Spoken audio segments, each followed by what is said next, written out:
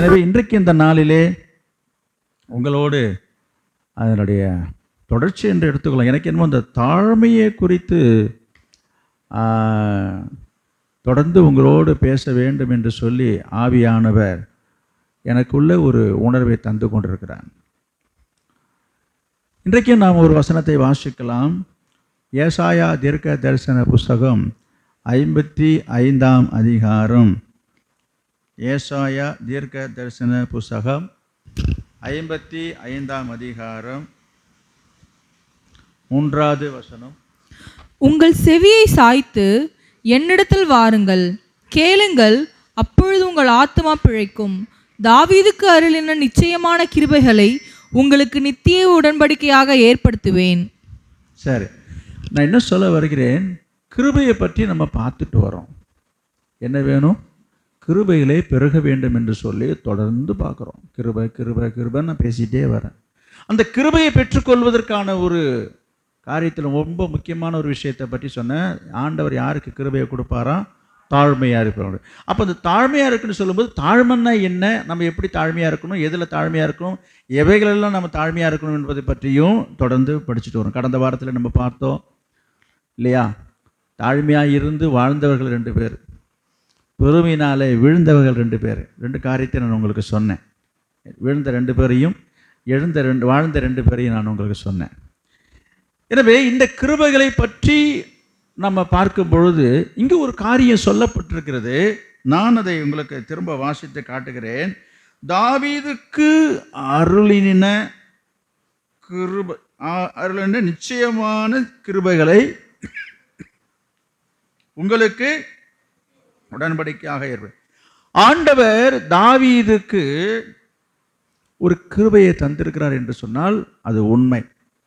தாவீதை பற்றி சொல்லணும்னா எனக்கு என்னமோ என்னுடைய ஃபேவரட் சப்ஜெக்ட். என்னுடைய பழைய ஏற்பாட்டில் நிறைய தேவ மனுஷர்கள் வாழ்ந்திருக்கிறார்கள். ஆபிரகாம், மோசே, ஜோசுவா என்று சொல்லி, தானியேல் என்று சொல்லி. என்னன்னு தெரியல, என்னுடைய மனசு அடிக்கடி தாவீதை தான் சுற்றி வருது. என்னுடைய மனதுக்கும் என்னுடைய இருதயத்துக்கும் ஆண்டவர் சொல்கிறார் தாவீதை அவர் மனசுக்கு ஏற்றவர்னு. என்னமோ தெரியல, எனக்கும் தாவீது என் மனசுக்கு ஏற்றவராக தெரிகிறது.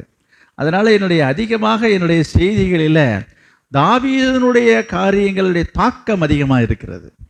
இன்றைக்கு நான் உங்களுக்கு அதை பற்றி சொல்ல விரும்புகிறது என்னவென்று சொன்னால், தாவீதுக்கு அருளின நிச்சயமான கிருபை. அப்போ ஆண்டவர் எல்லாருக்கும் கிருபையை தந்திருக்கிறார், தருகிறவர் தான். அங்கே ஒரு வார்த்தை சொல்லப்பட்டிருக்கிறது. என்னது? தாவீதுக்கு ஆண்டவர் ஒரு கிருபையை தந்ததாகவும் அந்த கிருபையை நான் உங்களுக்கும் தருவேன் என்பதையும் சொல்வது போல அங்கே எழுதப்பட்டிருக்கதை நாம் கவனிக்க வேண்டும். இப்போ நமக்கு தேவை என்ன? கிருபை. அப்போ நமக்கு எப்படிப்பட்ட ஒரு கிருபை வேணும்? தாவீதுக்கு ஆண்டவர் கொடுத்த அந்த கிருபையை போல ஒரு கிருபை நமக்கு வேண்டும் என்பதை தான் நான் உங்களுக்கு சொல்ல வருகிறேன். எனவே தாவீதுக்கு ஆண்டவர் கொடுத்த ஒரு கிருபைகளில் ஒன்று என்னவென்று சொன்னால் பார்க்கலாம். 1 கொரிந்தியர் 13ஆம் அதிகாரத்தில் 5வது வசனத்தை நீங்கள் வாசிங்க. நான் சொல்கிறேன். 1 கொரிந்தியர் 13ஆம் அதிகாரம் 5வது வசனம். அயோக்கியமானதை செய்யாது, தற்பொழிவை நாடாது, சினமடையாது, தீங்கு நினையாது. எதுன்னு சொல்லலை, இல்லை சொல்லிட்டே போன நேரம் ஆகுமே, நான் சுருக்கிக்கிறேன். அன்பு நீடிய சாந்தமும் தயவும் உள்ளது. அதுலேருந்து படிச்சிங்கன்னா அது உங்களுக்கு ஒரு முழுமையான ஒரு அர்த்தம் கிடைக்கும். படிங்க. அன்பு நீடிய சாந்தமும் தயவும் உள்ளது. அன்புக்கு பொறாமை இல்லை. அன்பு தன்னை புகழாது, இருமாப்பா இராது, அயோக்கியமானதை செய்யாது, தற்பொழிவை நாடாது, சினமடையாது, தீங்கு நினையாது, அநியாயத்தில் சந்தோஷப்படாமல் சத்தியத்தில் சந்தோஷப்படும், சகலத்தையும் தாங்கும், சகலத்தையும் விசுவாசிக்கும், சகலத்தையும் நம்பும், சகலத்தையும் சகிக்கும். அன்பு ஒரு காலம் ஒழியாது. போதும். நான் சொல்ல வந்த காரியம், அன்பை பற்றி ஒரு பெரிய பட்டியல் சொல்லப்பட்டிருக்கு. இது உங்களுக்கு நன்றாகவே தெரியும். இந்த வசனமும் அதில் ஒரு குறிப்பை நான் எடுத்துக்கொள்வது என்னவென்று சொன்னால், அன்பு என்ன செய்யாது? அதல்ல, தீங்கு நினைக்காது. அதாவது சொல்கிறாங்கல்ல, மனசால கூட அடுத்தவங்களுக்கு தீங்கு நினைக்காத இருக்கிற ஒரு பண்பு, ஒரு குணம், ஒரு சுவாபம் இருக்கணுமா இல்லையா? நிறைய பேர் சொல்லுவாங்க, மற்றவங்களை பற்றி பேசும்போது சொல்லுவாங்க, ஐயோ நல்ல மனுஷங்க அவர், அவங்க இறந்துட்டாருங்க அவர். என்னங்க சொல்கிறீங்க? ஆனால் மனசால கூட அடுத்தவங்களுக்கு ஒரு கஷ்டம் நினைக்காத ஒரு நல்ல மனுஷங்க இருந்தாங்களா இல்லையா? இருக்கிறாங்களா இல்லையா? சொல்கிறீங்களா இல்லையா? மனசால கூட மற்றவங்களுக்கு தீங்கு நினைக்க மாட்டார். அதாவது தீங்கு செய்கிறது வேற, தீங்கு நினைக்கிறது வேற. சில பேர் தீங்கு செய்ய மாட்டாங்க, ஆனால் தீங்கு நினைப்பாங்க. நல்லா புரியுது அவங்களுக்கு? சில பேர் தீங்கு செய்கிறவங்க தான் நிறைய பேர் இருக்கிறாங்க, மற்றவங்களுக்கு தீங்கு செய்கிறவங்களும் நிறைய பேர் இருக்கிறாங்க. ஆனால் ஒரு சிலர் எப்படிப்பட்டவங்க, மனசால கூட என்ன செய்ய மாட்டாங்க, மற்றவங்களுக்கு தீங்கு செய்ய மாட்டாங்களா? எங்க தீங்கு செய்யறதுல செஞ்சிடுறது, அவனுக்கு என்ன பண்ணுறோமோ பண்ணிட்டு வந்துடுறது. அன்றோக்கு ரெண்டு வேலை, குழி பறிக்கணுமா, பற்ற வைக்கணுமா, என்ன செய்யணுமா, தீங்கு நினைக்கிறதுனா, தீங்கு செய்கிறத பற்றி நான் சொல்கிறேன். தீங்கு செய்யறதுனா என்ன? அவன் வாழக்கூடாது, அவன் அழியணும், அவன் வளரக்கூடாது, அவன் நல்லா இருக்கக்கூடாது என்கிற எண்ணத்தில் நிறைய காரியங்களை செய்கிறது தான் தீங்கு. அவன் வளர்ந்துடக்கூடாது, அவன் வாழ்ந்துடக்கூடாது, நம்மளை தாண்டிடக்கூடாது, இந்த எண்ணத்தில் நிறைய பேர் செயல்படுறாங்க. கிராமங்கள் நீங்கள் பார்த்தீங்கன்னா சரிங்களா, எனக்கு கிடைக்காதது, எனக்கு வராதது, எனக்கு இல்லாதது அவனுக்கு வரக்கூடாது, அந்த ஒரு மனப்பான்மையில் இருக்கிறாங்க. அது ஒரு விளையாட்டாக சொல்லுவாங்க, எனக்கு ஒரு கண்ணு போனாலும், ஒரு கதை சொல்லுவாங்கல்ல உங்களுக்கு, எனக்கு ஒரு கண்ணு போனாலும் பரவாயில்ல, என்னது அடுத்த எதிரிக்கு 2 கண்ணும் போகணும் என்று சொல்லக்கூடியவர்கள் இருக்கிறாங்களா இல்லையா? இப்படிப்பட்ட ஒரு எண்ணங்கள், சிந்தைகள், இப்படிப்பட்ட ஒரு உணர்வுகள் இருக்கிற ஒரு உலகத்தில் கவனிங்க, நம்ம இங்கே பார்க்குறோம் என்னது? ஆமாம், இது செய்கிற காரியத்தை பற்றி நான் சொல்லுகிறேன். செய்கிற காரியங்கள் நான் சொல்கிறேன், நினைக்கக்கூடாது, தீங்கு நினைக்கக்கூடாது. அப்போ மனசால நிறைய பேர் என்ன செய்கிறாங்கன்னா, செய்ய மாட்டாங்க, அவங்களால செய்ய முடியாது, ஆனால் மனசுக்குள்ளே வேண்டிக்கிறது. அதாவது மனசுக்குள்ளரையே வேண்டிக்கிறதுனா என்ன? நினைக்கிறது. மனசுக்குள்ளரையே நினைக்கிறது, இந்த மாதிரி அவனுக்கு நடக்கணும், அவன் வாழ்ந்துருவானா, இருந்துருவானா, அவனுக்கு கை உடையணும், கால் உடையணும், அவனுக்கு ஒன்றும் வரமாட்டுது பாரு, நல்லா தானே இருக்கிறான் அவன். அதாவது நினைக்கிறத சொல்கிறேன், மனசில், வெளியில் சொல்ல மாட்டாங்க, வாயால் சொல்ல. எல்லாரும் வாயாலையும் சொல்லுவாங்க. வாயால் சொல்கிறது வேற, செய்யறது வேற. செய்யாமையே வாயால் சொல்லிடுறது. அப்போ பொதுவாக எல்லாருடைய இருதயங்களும் எண்ணங்களும் எப்படி இருக்கிறது? அதை தான் நான் சொல்ல வந்தேன்.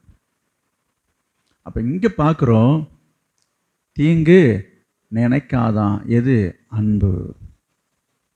அந்த ஒரு கிருபை வேணுங்க. இப்போ நான் இங்கே வருகிறேன், தாவீதுனுடைய வாழ்க்கையில் நீ பார்த்தீங்கன்னா, ஆண்டவர் தாவீதுக்கு ஒரு விசேஷித்த ஒரு கிருபையை தந்தாராம். அங்கே தானே தாவீதுக்கு அருளின கிருபைன்னா என்ன? நான் இந்த வார்த்தையிலேருந்து வருகிறேன். தாவீதுக்கு ஆண்டவர் கொடுத்த கிருபைகளை ஒன்று என்னன்னா, அவன் யாருக்கு என்ன செய்யலை? தீங்கு தீங்கு தீங்கு செய்யலையா, நினைக்கலையா? பாருங்க, தீங்கு நினைக்காதவங்க தீங்கு செய்ய மாட்டாங்க. சில பேர் தீங்கு நினைப்பாங்க, தீங்கு செய்ய மாட்டாங்க. வித்தியாசம் தான், புரியுது? இப்போ நிறைய பேருடைய அனுபவம் என்னவா இருக்குன்னா, நீங்கள் நிறைய பேருக்கு தீங்கு செய்யாமல் இருந்திருப்பீங்க. நான் யாரையும் கை தூக்க சொல்ல மாட்டேன், நான் உங்களை குறை சொல்லி குற்றம் சொல்கிறதுக்காக வரல. இயல்பாகவே உங்கள் மனசில் அவங்கள குறித்த அல்லது அவங்கள பற்றி நினைக்கும்போது ஒரு தீங்கான காரியத்தை நான் நினைக்கவே இல்லை என்று உங்களால் சொல்ல முடியாது. நான் சொல்ல முடியாது, அது நான் கட்டாயமாக நான் சொல்ல முடியும். அதுக்கு என்ன வேணும்? கிருபை வேணும். அந்த கிருபையை பற்றி தான் நம்ம சொல்ல வரேன். அந்த கிருபை இருந்தால் தான் இயல்பாகவே இயற்கையாகவே. ஒரு நாய் இருக்குது பாருங்களேன், சாதாரணமாக நாயில் 2 விதம். அடிப்பட்டுதுன்னா எங்கே அடி விழுந்தாலும் என்ன செய்யும்? எங்கே அடித்தாலும் அடிக்கிறதுக்கு முந்தையே காலை தூக்கிட்டு நிற்குமா, கத்துமா? அது என்னது? அதுபோல் பாருங்க, என்ன செய்தாலும் யார் என்ன செய்தாலும் அவங்களுக்கு ஏதாயிலும் ஒன்று நடக்காதா, அவங்களுக்கு எதுவும் ஆகாதா என்று மனசால நினைக்கிறவங்க நிறைய பேர் இருக்கிறாங்க. அது ரட்சிக்கப்பட்டவளாக இருக்கணும், விசுவாசியாக இருந்தாலும் சொல்கிறேன். தனக்கு ஒரு கஷ்டம், தனக்கு ஒரு நஷ்டத்தை ஏற்படுத்தினவர்கள் நன்றாக இருப்பதை நிறைய பேரால் ஏற்றுக்கொள்ள அவங்க மனசு மறுக்கிறது. சொல்கிறது புரியுதா? உங்களுக்கு ஒருவர் துன்பம், உங்களுக்கு ஒரு தொல்லை கொடுத்தாங்க, உங்களுக்கு கஷ்டத்தை கொடுத்துட்டாங்க, உங்கள் மனசை புண்படுத்திட்டாங்க, உங்கள் மனசை வேதனைப்படுத்திட்டாங்க, அதனால் நீங்கள் ரொம்ப மனசு வேதனைப்பட்டிருக்கீங்க, காயப்பட்டிருக்கீங்க. இப்போ உங்கள் மனசு என்ன சொல்லும் அல்லது என்ன நினைக்கும் அப்படின்னா, இப்படிலாம் வேதனைப்படுத்திட்டு அவன் நல்லா இருந்துருவானா, நல்லா இருப்பானா, நல்லா இருக்கக்கூடாது என்கிறது ஆன ஒரு உணர்வு வரும், எண்ணம். நான் சொல்கிறது புரியுதா உங்களுக்கு? எப்படி வந்துடுவான் அவன்? இப்படி அவன் இருக்கும் பட்சத்திலே உங்கள் மனசு நினைக்கும், அவனும் நல்லா தான் இருக்கிறான், எனக்கு இந்த மாதிரிலாம் பண்ணனா, என்னை ஏமாத்தனா, எனக்கு துரோகம் பண்ணனா, என்ன இவ்வளோ கொள்ளை அடித்தா, அப்படிலாம் பண்ணா, பாரு நல்லா தாங்க போகிறான் அவன். அப்போ என்ன மனசு, என்ன உள் மனசு என்ன சொல்லுது, என்ன எதிர்பார்க்குது, என்ன நினைக்குது? சொல்ல மாட்டீங்களே. அவனுக்கு ஒரு கஷ்டமும் வரலையே, அவனுக்கு ஒரு நஷ்டம் வரலையே, அவனுக்கு ஒரு வியாதி வரலையே, நான் அப்படி இருந்தேன் இப்படி இருந்தேன் படுத்தா நம்ம உடனே என்ன சொல்லணும், அவன் இந்த மாதிரிலாம் நடந்தது இல்லை அதனால தான் அப்படின்னு. அவனுக்கு எதுவுமே நடக்காத இருக்கும்போது உள் மனசு என்ன சொல்லுது, நினைக்குது, பார்க்கும் போதெல்லாம் இவ்வளோ பண்ணிட்டு அவன் நல்லா தான் இருக்கிறான்ல. அப்போ என்ன எதிர்பார்த்து நீங்கள் இதை நம்ம சலிச்சிக்கிறோம்? அவனுக்கு எதுவும் நடக்கலையே. சட்டப்படி, நியாயப்படி, சத்தியத்தின்படி, வசனத்தின்படி பார்க்கும்போது தப்பு செய்தவன் யாராக இருந்தாலும் தண்டிக்கப்பட வேண்டும் என்பதில் எந்த மாற்று கருத்தும் கிடையாது. அதில் ஆண்டவரும் அதில் சம்மதிக்கிறார் என்பதையும் நீங்கள் முதல்ல புரிஞ்சுக்கணும். புரியுதா? ஒரு தீங்கு செய்தவங்க, தப்பு செய்கிறவங்க, பாவம் செய்தவங்க யாராக இருந்தாலும் சரி, புரியுதா? அது விசுவாசியாக இருந்தாலும் சரி, அது கிறிஸ்தவனாக இருந்தாலும் சரி, அல்ல வேறு யாராக இருந்தாலும் சரி, என்னது தண்டனைக்கு உரியவர் என்பதில் எந்த மாற்று கருத்தும் கிடையாது. ஆனால் தண்டனையை கொடுக்கிறவரும் தண்டிக்கிறவரும் கர்த்தர் தானே தவிர நீங்களும் நானும் அல்ல. நமக்கு அது நம்முடைய வேலையே கிடையாது. அதே சமயம் அந்த ஆண்டவர் தான் என்ன எதிர்பார்க்கிறார் என்று சொன்னால், நான் சொல்கிறது அந்த மாதிரி எண்ணம் நம்முடைய மனசில் இருக்கக்கூடாது என்று சொல்கிறார். என்ன எண்ணம்? மற்றவங்களுக்கு தீங்கு நினைக்காத ஒரு எண்ணம். அதை பற்றி தான் நான் இன்னும் செய்திக்கு வரல. இப்போ தாவீதுக்கு ஆண்டவர் ஒரு கிருபையை கொடுத்தார் என்று சொல்லும்போது நான் ஒரு சம்பவத்தை சொல்ல ஆசைப்படுகிறேன். 2 சாமுவேல் 13ஆம் அதிகாரம், 2 சாமுவேல் 13ஆம் அதிகாரம். தாவீதுக்கு ஆண்டவர் கொடுத்த கிருபையை பார்க்கலாம். என்ன நடந்தது என்று சொல்லி பார்ப்போம். தாவீதுக்கு ஆண்டவர் கொடுத்த ஒரு கிருபையை பாருங்க. மனசால கூட அவன் தீங்கு நினைக்காது என்பதற்காகவே ஒரு சம்பவத்தை சொல்லி நான் இன்றைக்கு முடிக்க போகிறேன். 13ஆம் அதிகாரத்தில் 29வது வசனம். அப்சலோம் கற்பித்தபடியே அப்சலோமின் வேலைக்காரர் அம்னோனுக்கு செய்தார்கள். அப்பொழுது ராஜகுமாரர் எல்லாரும் எழுந்திருந்து அவரவர் தம் தம் கோவேறு கழுதையின் மேல் ஏறி ஓடி போனார்கள். சரிங்க, இப்படி படித்தா உங்களுக்கு புரியாது, கவனிங்க. ஏன்னா இது ஒரு பெரிய ஸ்டோரி, நான் சொல்லிடுறேன். எக்ஸாம்பிளுக்கு மட்டும் அப்போ வந்து வசனத்தை நான் மென்ஷன் பண்ணுறேன். தாவீதுக்கு பல குமாரர்கள் இருந்தார்கள். அதில் அப்சலோன் ஒரு பேர் உள்ள ஒரு மகன் இருந்தான். அம்னோன் என்கிற ஒரு மகனும் உண்டு. அவனுக்கு சில மனைவிகள் இருந்ததுனால அந்த மனைவியின் மூலமாக அவனுக்கு சில மகன்கள் இருந்தார்கள். அதையெல்லாம் இப்போ விரிவாக சொல்ல இப்போது நமக்கு சந்தர்ப்ப நேரம் இல்லை. அப்படி இருக்கும் பொழுது இந்த அம்னோன் என்கிறவன் செய்யக்கூடாத ஒரு தப்பை பண்ணிட்டான். அதனால் அப்சலோம் என்பவன் யார், 2 பேரும் அண்ணன் தம்பி தான். இந்த அப்சலோமுக்கு அம்னோன் மீது ரொம்ப கோபம் வந்தது. புரியுதா? தாவீது இந்த விஷயம் கேள்விப்படும் போது அவன் மனசுக்கு வருத்தம் இருந்ததை தவிர அதோடு அவன் விட்டுட்டான். ஆனால் அந்த அப்சலோம் என்ன செய்தான்னா இந்த அம்னோனை கொன்று போட்டுட்டான். அதை தான் இப்போ நீங்கள் படிச்சிங்க. அவன் வேலைக்காரன்ட்ட சொல்லி அவனை கொண்டுக்கிறான்னா கொலை செஞ்சுட்டான். நான் ஏன் இதை கொண்டுட்டு வரேன்னா அவனுடைய குணாச்சாரம் யார், அப்சலோமை பற்றி இப்போ நான் சொல்ல வரேன். இந்த அப்சலோமுடைய குணாச்சாரம் என்னன்னா அவன் ஒரு கொலைக்காரன். இப்படி தானே இருக்கு. அப்சலோம் கற்பித்தபடியே என்ன செய்தார்கள்? 30ஆம் வசனம் படிங்க. 30 படிங்க, தெரியும் உங்களுக்கு. அவர்கள் வழியிலே இருக்கிற போதே அப்சலோம் ராஜகுமாரரை எல்லாம் அடித்து கொன்று போட்டான். போதும். சரி, இந்த அம்னோனை அவர்கள் கொன்று போட்டு விட்டார்கள். போட்டு விட்ட பிற்பாடு 13ஆம் அதிகாரத்தில் 38வது வசனத்தை பாருங்க. அப்சலோம் கேசூருக்கு ஓடி போய் அங்கே 3 வருஷம் இருந்தான். 3 வருஷம் தாவீதுக்கு முன்பாக தலைமறைவாயிட்டான். இந்த மாதிரி ஒரு செயலை செய்ததும் தாவீதுக்கு அப்சலோம் மேலே கோபம் வந்துடுச்சு. இப்படி பண்ணிட்டானே என்று சொல்லி, அதனால் அப்பாவுக்கு பயந்து, தகப்பனுக்கு பயந்து, அவர் முன்னால் நிற்கிறதுக்கு அவர் முகத்தில் முழிக்க விருப்பம் இல்லாமல் 3 வருஷ காலமாக ஊரை விட்டு ஓடிட்டான். 39 தாவீது ராஜா அம்னோன் செத்தபடியினால் அவனுக்காக துக்கித்து ஆறுதல் அடைந்த போது அப்சலோமை பின்தொடரும் நினைவை விட்டுவிட்டான். அப்சலோமை கண்டா அவனை ஒரு வழி பண்ணணும்னு தாவீது மனசில் வச்சிருந்தான். அப்புறம் நாட்கள் போன உடனே அதை மறந்து அவனை விட்டுட்டான். இப்படிப்பட்ட ஒரு சூழ்நிலையில் 14ஆம் அதிகாரம் 30வது வசனம், 14ஆம் அதிகாரம் 30வது வசனம். அப்பொழுது அவன் தன் வேலைக்காரரை பார்த்து, இதோ என் நிலத்திற்கு அருகே யோவாபின் நிலம் இருக்கிறது. அப்சலோம் பற்றி தான் சொல்லிட்டு வரேன். இந்த அப்சலோம் என்ன செய்யறான்? அவனுடைய வேலைக்காரரை பார்த்து, என் நிலத்துக்கு அருகே யோவாபின் நிலம் இருக்கிறது, அதிலே அவனுக்கு வார்கோதுமை விளைந்திருக்கிறது, நீங்கள் போய் அதை தீ கொளுத்தி போடுங்கள் என்றான். வயல் எல்லாத்தையும் போய் என்ன பண்ண, கோதுமை வயலை போய் தீ வச்சு எல்லாத்தையும் கொளுத்துங்கடான்றான். யாரு? அப்சலோ. முதல்ல அம்னோனை கொண்டு போட்டானா, இப்போ என்ன பண்ண, தலைமறைவாக போய் இருந்தானா, அப்பாவை வந்து பார்க்க முடியல, தாவீதுகிட்ட கிட்ட நெருங்க முடியல, வந்தால் என்ன பண்ணுவார்னு பயத்தில் தாவீதும் அவனை அழைக்கலை, அவனை கூப்பிடலை, அவன்கிட்ட பேசலை.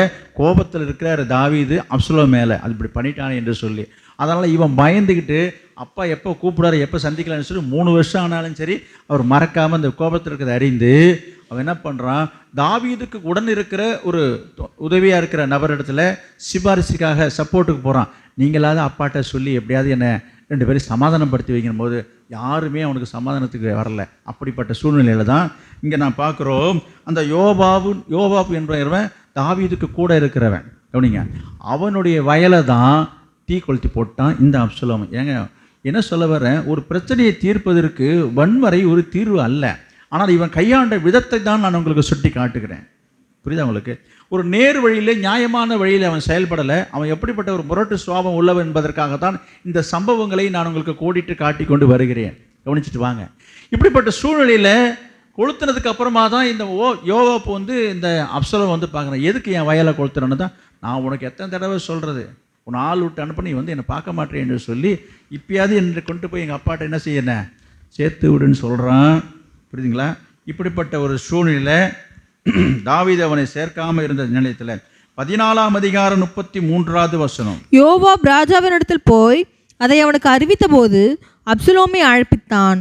அவன் ராஜாவினிடத்தில் வந்து ராஜாவுக்கு முன்பாக தரையிலே முகங்குப்புற விழுந்து வணங்கினான். போதும். இந்த யோவாப் என்ன பண்ணான், இந்த மாதிரி ஒரு சூழ்நிலை ஏற்பட்ட உடனே தாவீதத்தை கொண்டு வந்து சமரசம் பண்ணி சமாதானம் பண்ணி சரிப்பா என்று சொல்லி அங்கே என்ன பண்ண, தாவீதும் நாங்கள் ஏற்றுக்கொண்டதாக பாட்டுருக்கோங்க பாருங்க. அப்பொழுது ராஜா அப்சலோமை முத்தமிட்டான். சமாதானமாயாச்சுங்க. நல்லா பார்த்துட்டே வாங்க. இப்படி சமாதானமான பிற்பாடு இந்த அப்சலோம் என்ன செய்தான்னா, அவன் எவ்வளோ பெரிய தந்திரவாதி, தந்திரகாரன்றதுக்கு சொல்கிறேன். 15ஆம் அதிகாரம் 14வது வசனம். 15ஆம் அதிகாரம் 14வது வசனம். அப்பொழுது தாவீது எருசலேமிலே தன்னிடத்தில் உள்ளது தன்னுடைய எல்லா ஊழியக்காரரையும் நோக்கி, எழுந்து ஓடி போவோம், இல்லாவிட்டால் நாம் அப்சலோமுக்கு தப்ப இடமில்லை. அவன் தீவிரித்து நம்மிடத்தில் வந்து நம்மை பிடித்து நம்மை பொல்லாப்பு வரப்பண்ணி நகரத்தை பட்டய கருக்கினால் சங்காரம் பண்ணாதபடிக்கு தீவிரமாய் புறப்படுங்கள் என்றான். கவனிங்க, நான் இதெல்லாம் இடையில நீங்கள் வீட்டில் போய் முடிஞ்சால் படித்து தெரிஞ்சிங்க. நான் ஸ்கிப் பண்ணி சீக்கிரமாக நான் போயிட்டுருக்கிறேன். இந்த அப்சலோம் போனால் போதும் என்று சொல்லி யோவாப்பு சொன்னாரேன்னு சொல்லி ஏதோ சமாதானம் பண்ணி ஏற்றுக்கணுன்னு அவன் வேலையை காட்டானா என்ன பண்ணிட்டான் பாருங்க. பலத்த கடா மார்பல பாய்ந்ததுன்னு சொல்லுவாங்க. அதுபோல் பெற்ற தகப்பனுக்கு எதிராக விரோதமாக இந்த அப்சலோம் என்ன பண்ணியிருக்கிறான், தந்திரமாக அந்த ராஜ பதவியை, அந்த அரசர் பதவியை அபகரிக்கும் வண்ணமாக அவன் செயல்பட்டதை அறிந்து தாவீது என்ன செய்ததாக தான் இப்போ நீங்கள் வாசிச்சிங்க. நம்ம சீக்கிரமாக இந்த ஊரை விட்டு தெருவை விட்டு என்ன பண்ணோம், புறப்பட்டு போகணும். இல்லைனா என்ன செஞ்சிடும் அவன் என்ன செய்வான்? அதுக்கு தான் 2 சம்பவத்தை நான் சொன்னேன். அம்னோனை கொண்டு போட்டான். ஒரு பிரச்சனை தனக்கு யாரும் உதவி செய்யலைனதும் ஒருத்தன் வயலை கொளுத்தி போடுறான். இப்படிப்பட்ட ஒரு முரட்டு சுவாபம் என்ன பண்ணுவான்? இப்போ ஏதாவது அடிதடியில் ரகலை பண்ணுறதுக்குள்ளே நம்ம இடத்த காலி பண்ணுவேன்னு சொல்லி தாவீது அவங்க கூட உள்ள எல்லோரும் போயிட்டாங்க. 15ஆம் அதிகாரம் 23வது வசனம். சகல ஜனங்களும் நடந்து போகிற போது தேசத்தார் எல்லாரும் மகா சத்தமாய் அழுதார்கள். பார்த்தீங்களா? ஊரே அழுவுதுங்க தாவீதுக்காக. எப்படி எழுதாங்களாம்? மகா சத்தம்னா நம்ம ஓன்னு எல்லாம் சத்தம் போட்டு அழுதாங்களா? படிங்க. ராஜா கீதரோன் ஆட்சியை கடந்தான். ஜனங்கள் எல்லாரும் வனாந்தரத்திற்கு போகிற வழியே நடந்து போனார்கள். சரி, எல்லாம் கால்நடையா நடந்து போறாங்கன்னா எவ்வளவு வேதனை இருந்திருக்கும் யோசிச்சு பாருங்க. 25வது வசனம். ராஜா சாதோக்கை நோக்கி, தேவனுடைய பெட்டியை நகரத்திற்கு திரும்ப கொண்டு போ. கர்த்தருடைய கண்களில் எனக்கு கிருபை கிடைத்ததானால் நான் அதையும் அவர் வாசஸ்தலத்தையும் பார்க்கிறதற்கு என்னை திரும்ப வர பண்ணுவார். அதாவது எந்த அளவுக்கு அவன் மனசு உடைஞ்சு போயிருந்ததுன்னா, எந்த அளவுக்கு மனசுல ஒரு வேதனை இருந்ததுன்னா, அந்த உடன்படிக்கை பெட்டியை சொல்றான், கொண்டுட்டு போய் வை. ஒருவேளை ஆண்டவர் என்னை உயிரோடு வச்சிருந்தாருன்னா, ஒருவேளை ஆண்டவர் திரும்பி அந்த ஊருக்கு என்னுடைய தேசத்துக்கு வீட்டுக்கு வர்றதுக்கு ஒரு வேலை, நான் திரும்பி வருவானா இல்லைன்னு தெரியல, நடக்கிற சூழ்நிலைகள்லாம் இப்படி இருக்குது, கொண்டுட்டு போய் நீ அங்கேயே வை. அடுத்த வசனம் பாருங்க. அவர் உன்மேல் எனக்கு பிரியமில்லை என்பாராகில் இதோ இங்கே இருக்கிறேன், அவர் தம்முடைய பார்வைக்கு நலமானபடி எனக்கு செய்வாரா. இப்போ மனசு உடைஞ்சி விரக்தியில வேதனையில சொன்ன தாவீதின் வார்த்தை என்ன தெரியுமா? ஆண்டவருக்கு சித்தமாக இருந்து ஆண்டவர் என் மேலே பிரியமாக இருந்தாருன்னா என்னை திரும்பியும் கொண்டுட்டு போய் ஊரில் சேர்ப்பார்.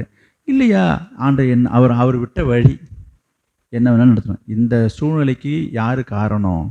சொந்த மகன், பெத்த மகன், வளர்த்த மகன் அப்சலோனால அவனோட நிலைமையை நீங்கள் யோசித்து பாருங்க. 26வது வசனத்தை பார்த்தோம். அடுத்ததாக இப்படிப்பட்ட ஒரு சூழ்நிலை 30வது வசனத்தை பாருங்க. 15ஆம் அதிகாரம் 30வது வசனம். தாவீது தன் முகத்தை மூடி வெறுங்காலால் நடந்து அழுது கொண்டு ஒலிவமலையின் மேல் ஏறி போனான். அவனோடு இருந்த சகல ஜனங்களும் முகத்தை மூடி அழுது கொண்டு ஏறினார்கள். கண் கலங்க வச்சுட்டானா, அழ வச்சுட்டானா, ஊர் அழுவுது, சொந்த பந்த ஜனங்கள்லாம் அழுவுது தாவீதுக்காக. தாவீதும் அழுதான். யார் அழ வச்சது? யாரையா? பெத்த மகன். இவனை தான் அவர் தூரம் வச்சிருந்தார். எல்லாரும் சொல்கிறாங்களே ஏதோ சமாதானமாக வந்துட்டானேன்னு சொல்லி தான் நம்பி ஏற்றுக்கிட்டாரு. வந்தவன் வேலையை காமிச்சிட்டானா? தகப்பனுடைய உள்ளத்தை அவன் வேதனை அடைய செய்தான்.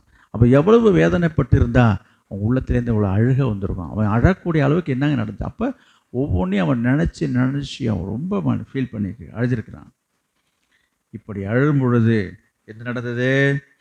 18ஆம் அதிகாரம் 5வது வசனம். இப்படியெல்லாம் அழுதுட்டு போனாங்க. இதெல்லாம் தொடர்ந்து படித்தாதான் உங்களுக்கு புரியும்.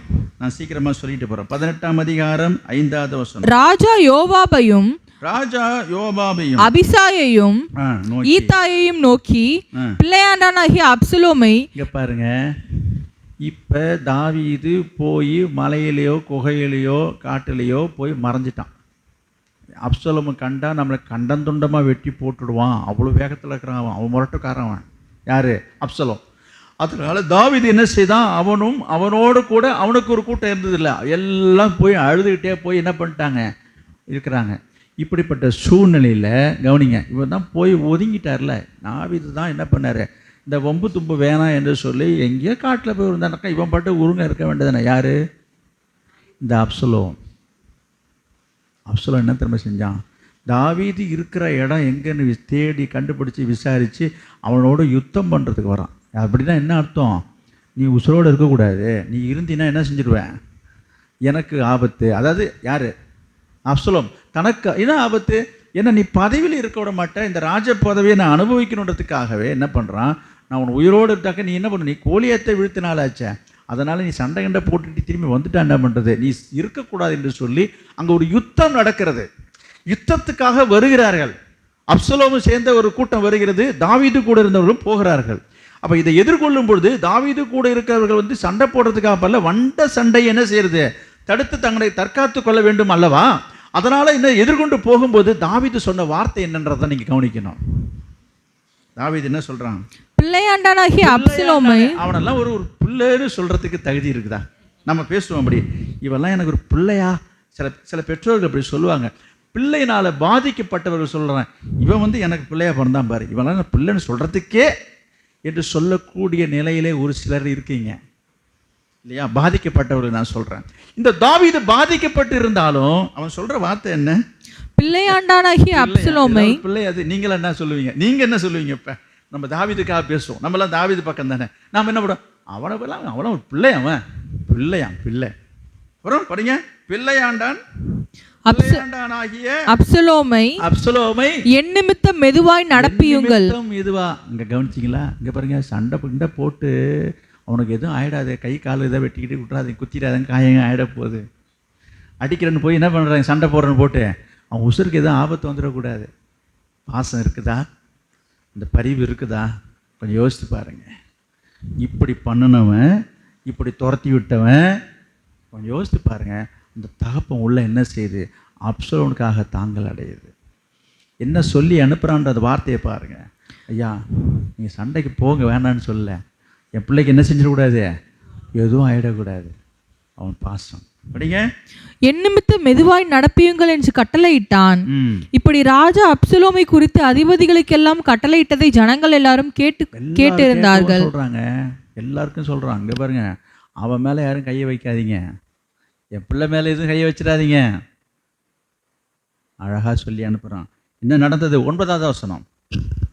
அப்சலோம் தாவீதின் சேவகருக்கு எதிர்ப்பட்டான். தாவீதின் சேவகர் வேலைக்காரருக்கு எதிர்ப்பட்டான். அப்சலோம் கோவேறு கழுதையின் மேல் ஏறி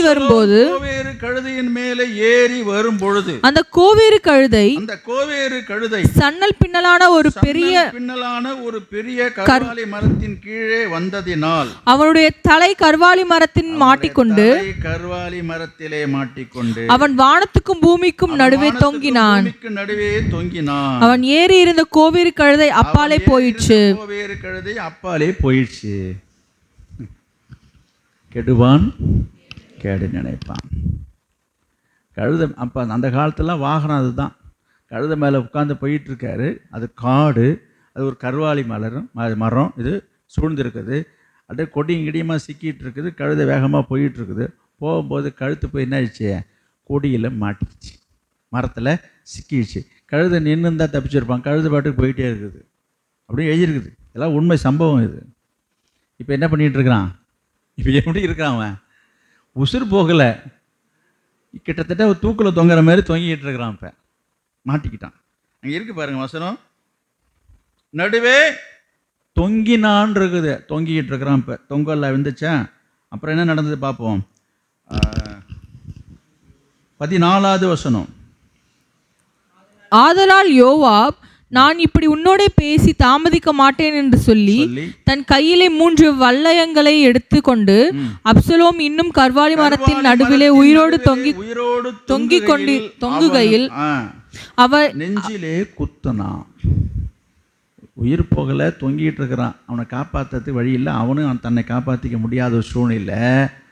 தாவீது ஆட்கள் வந்து என்ன செஞ்சிட்டாங்க, அவனுக்கு ஒரே குத்தி முடிஞ்சு கதை. என்னது 15வது வசனம். அப்பொழுது யோவாபின் ஆயுததாரிகளாகிய 10 சேவகர் அப்சலோமை சூழ்ந்து அவனை அடித்து கொன்று போட்டார்கள். முடிஞ்சு கதை. சரி, இப்போ நீங்கள் அந்த என்ன நினைப்பீங்க? இப்போ நம்ம வந்து இப்போ ஒரு பார்வையாளர் தானே. இப்போ சண்டை அந்த குடும்பத்தில் நடந்துகிட்டு இருக்குது. தூரத்துலேருந்து அப்பாடா ஒழிஞ்சானே செத்தானா, அப்பா தாவீதை என்ன பாடுபடுத்தினா அவன், ஐயோ ராத்திரிலாம் அவர் தூக்கமே இல்லாமல் தூங்க அடிக்காமல், ஐயோ பாவம் என்ன அழுதாரு, ஒழிஞ்சான் செத்தான் போ. யார்? நான் உங்களை சொல்லிகிட்டு இருக்கிறேன். இப்போ நம்ம எட்டேருந்து பார்க்கும்போது என்ன நினைப்போம், அப்பாடா முடிஞ்சா. இதுதான் நான் சொல்கிறது. 3ஆம் தரத்தில் நபர்கள் உள்ளவர்கள் என்ன செய்வாங்க, தாவீதுக்கு மீது ஒரு அஃபெக்ஷன், ஒரு அவன் மேலே ஒரு அபிப்பிராயம் உள்ளவர்களுடைய மனதில் என்ன வரும்னா, சரி நல்லது. ஆனால் இப்போ தாவீதுக்கிட்ட வருவோம். இப்போ என்ன நடந்தது பார்ப்போம். இந்த காரியம் என்ன ஆகுது பார்ப்போம். 18ஆம் அதிகாரம் 32வது வசனம். அப்பொழுது ராஜா கூஷியை பார்த்து, பிள்ளையாண்டானாகிய அப்சலோம். பாருங்க, கதை முடிஞ்ச கதை தாவீதுக்கு தெரியாது. அவன் கேட்கிறான், பிள்ளையாண்டானாகிய அப்சலோம் சுகமா இருக்கிறானா என்று கேட்டதற்கு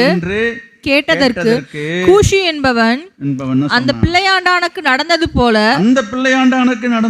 ராஜாவாகிய என் ஆண்டவனுடைய சத்துருக்களுக்கும் பொல்லாப்பு செய்ய உமக்கு விரோதமாய் எழும்புகிற யாவருக்கும் நடக்க கடவது என்றான். போல நடக்கணும்.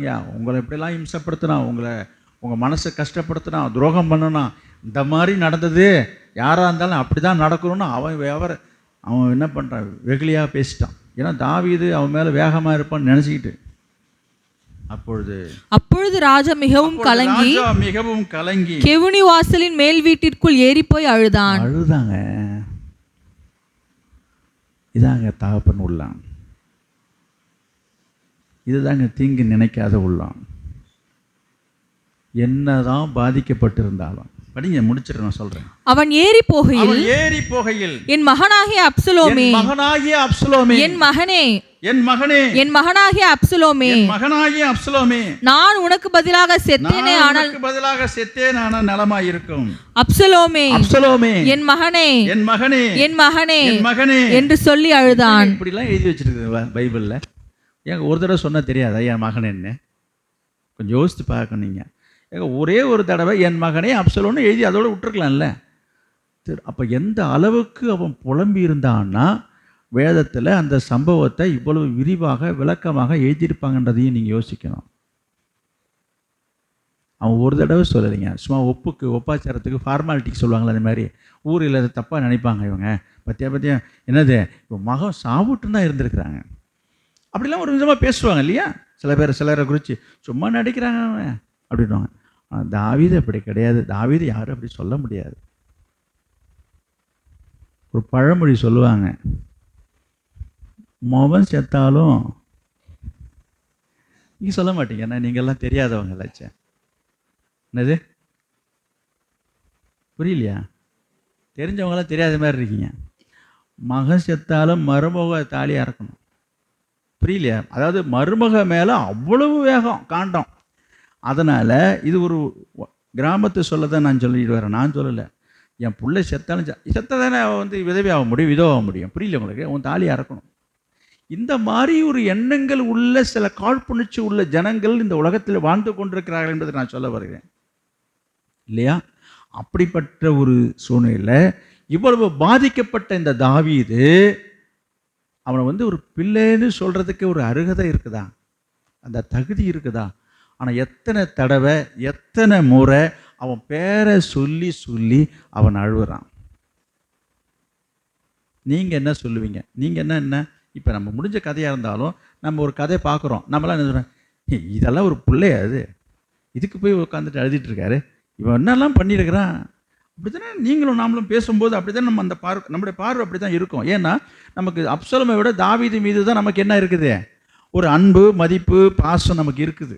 நம்ம தாவீதை பார்க்கல, வாழ்ந்த காலத்தில் வாழாவிட்டாலும் அவனோட சரித்திரத்தை படைக்கும்போது வாழ்க்கையில் நான் பார்க்கும்போது எல்லாருக்குமே தாவீது மீது என்ன இருக்குது, ஒரு நல்ல அபிப்பிராயம் இருக்குது. சங்கீதம்லாம் எழுதியிருக்காரு இல்லையா?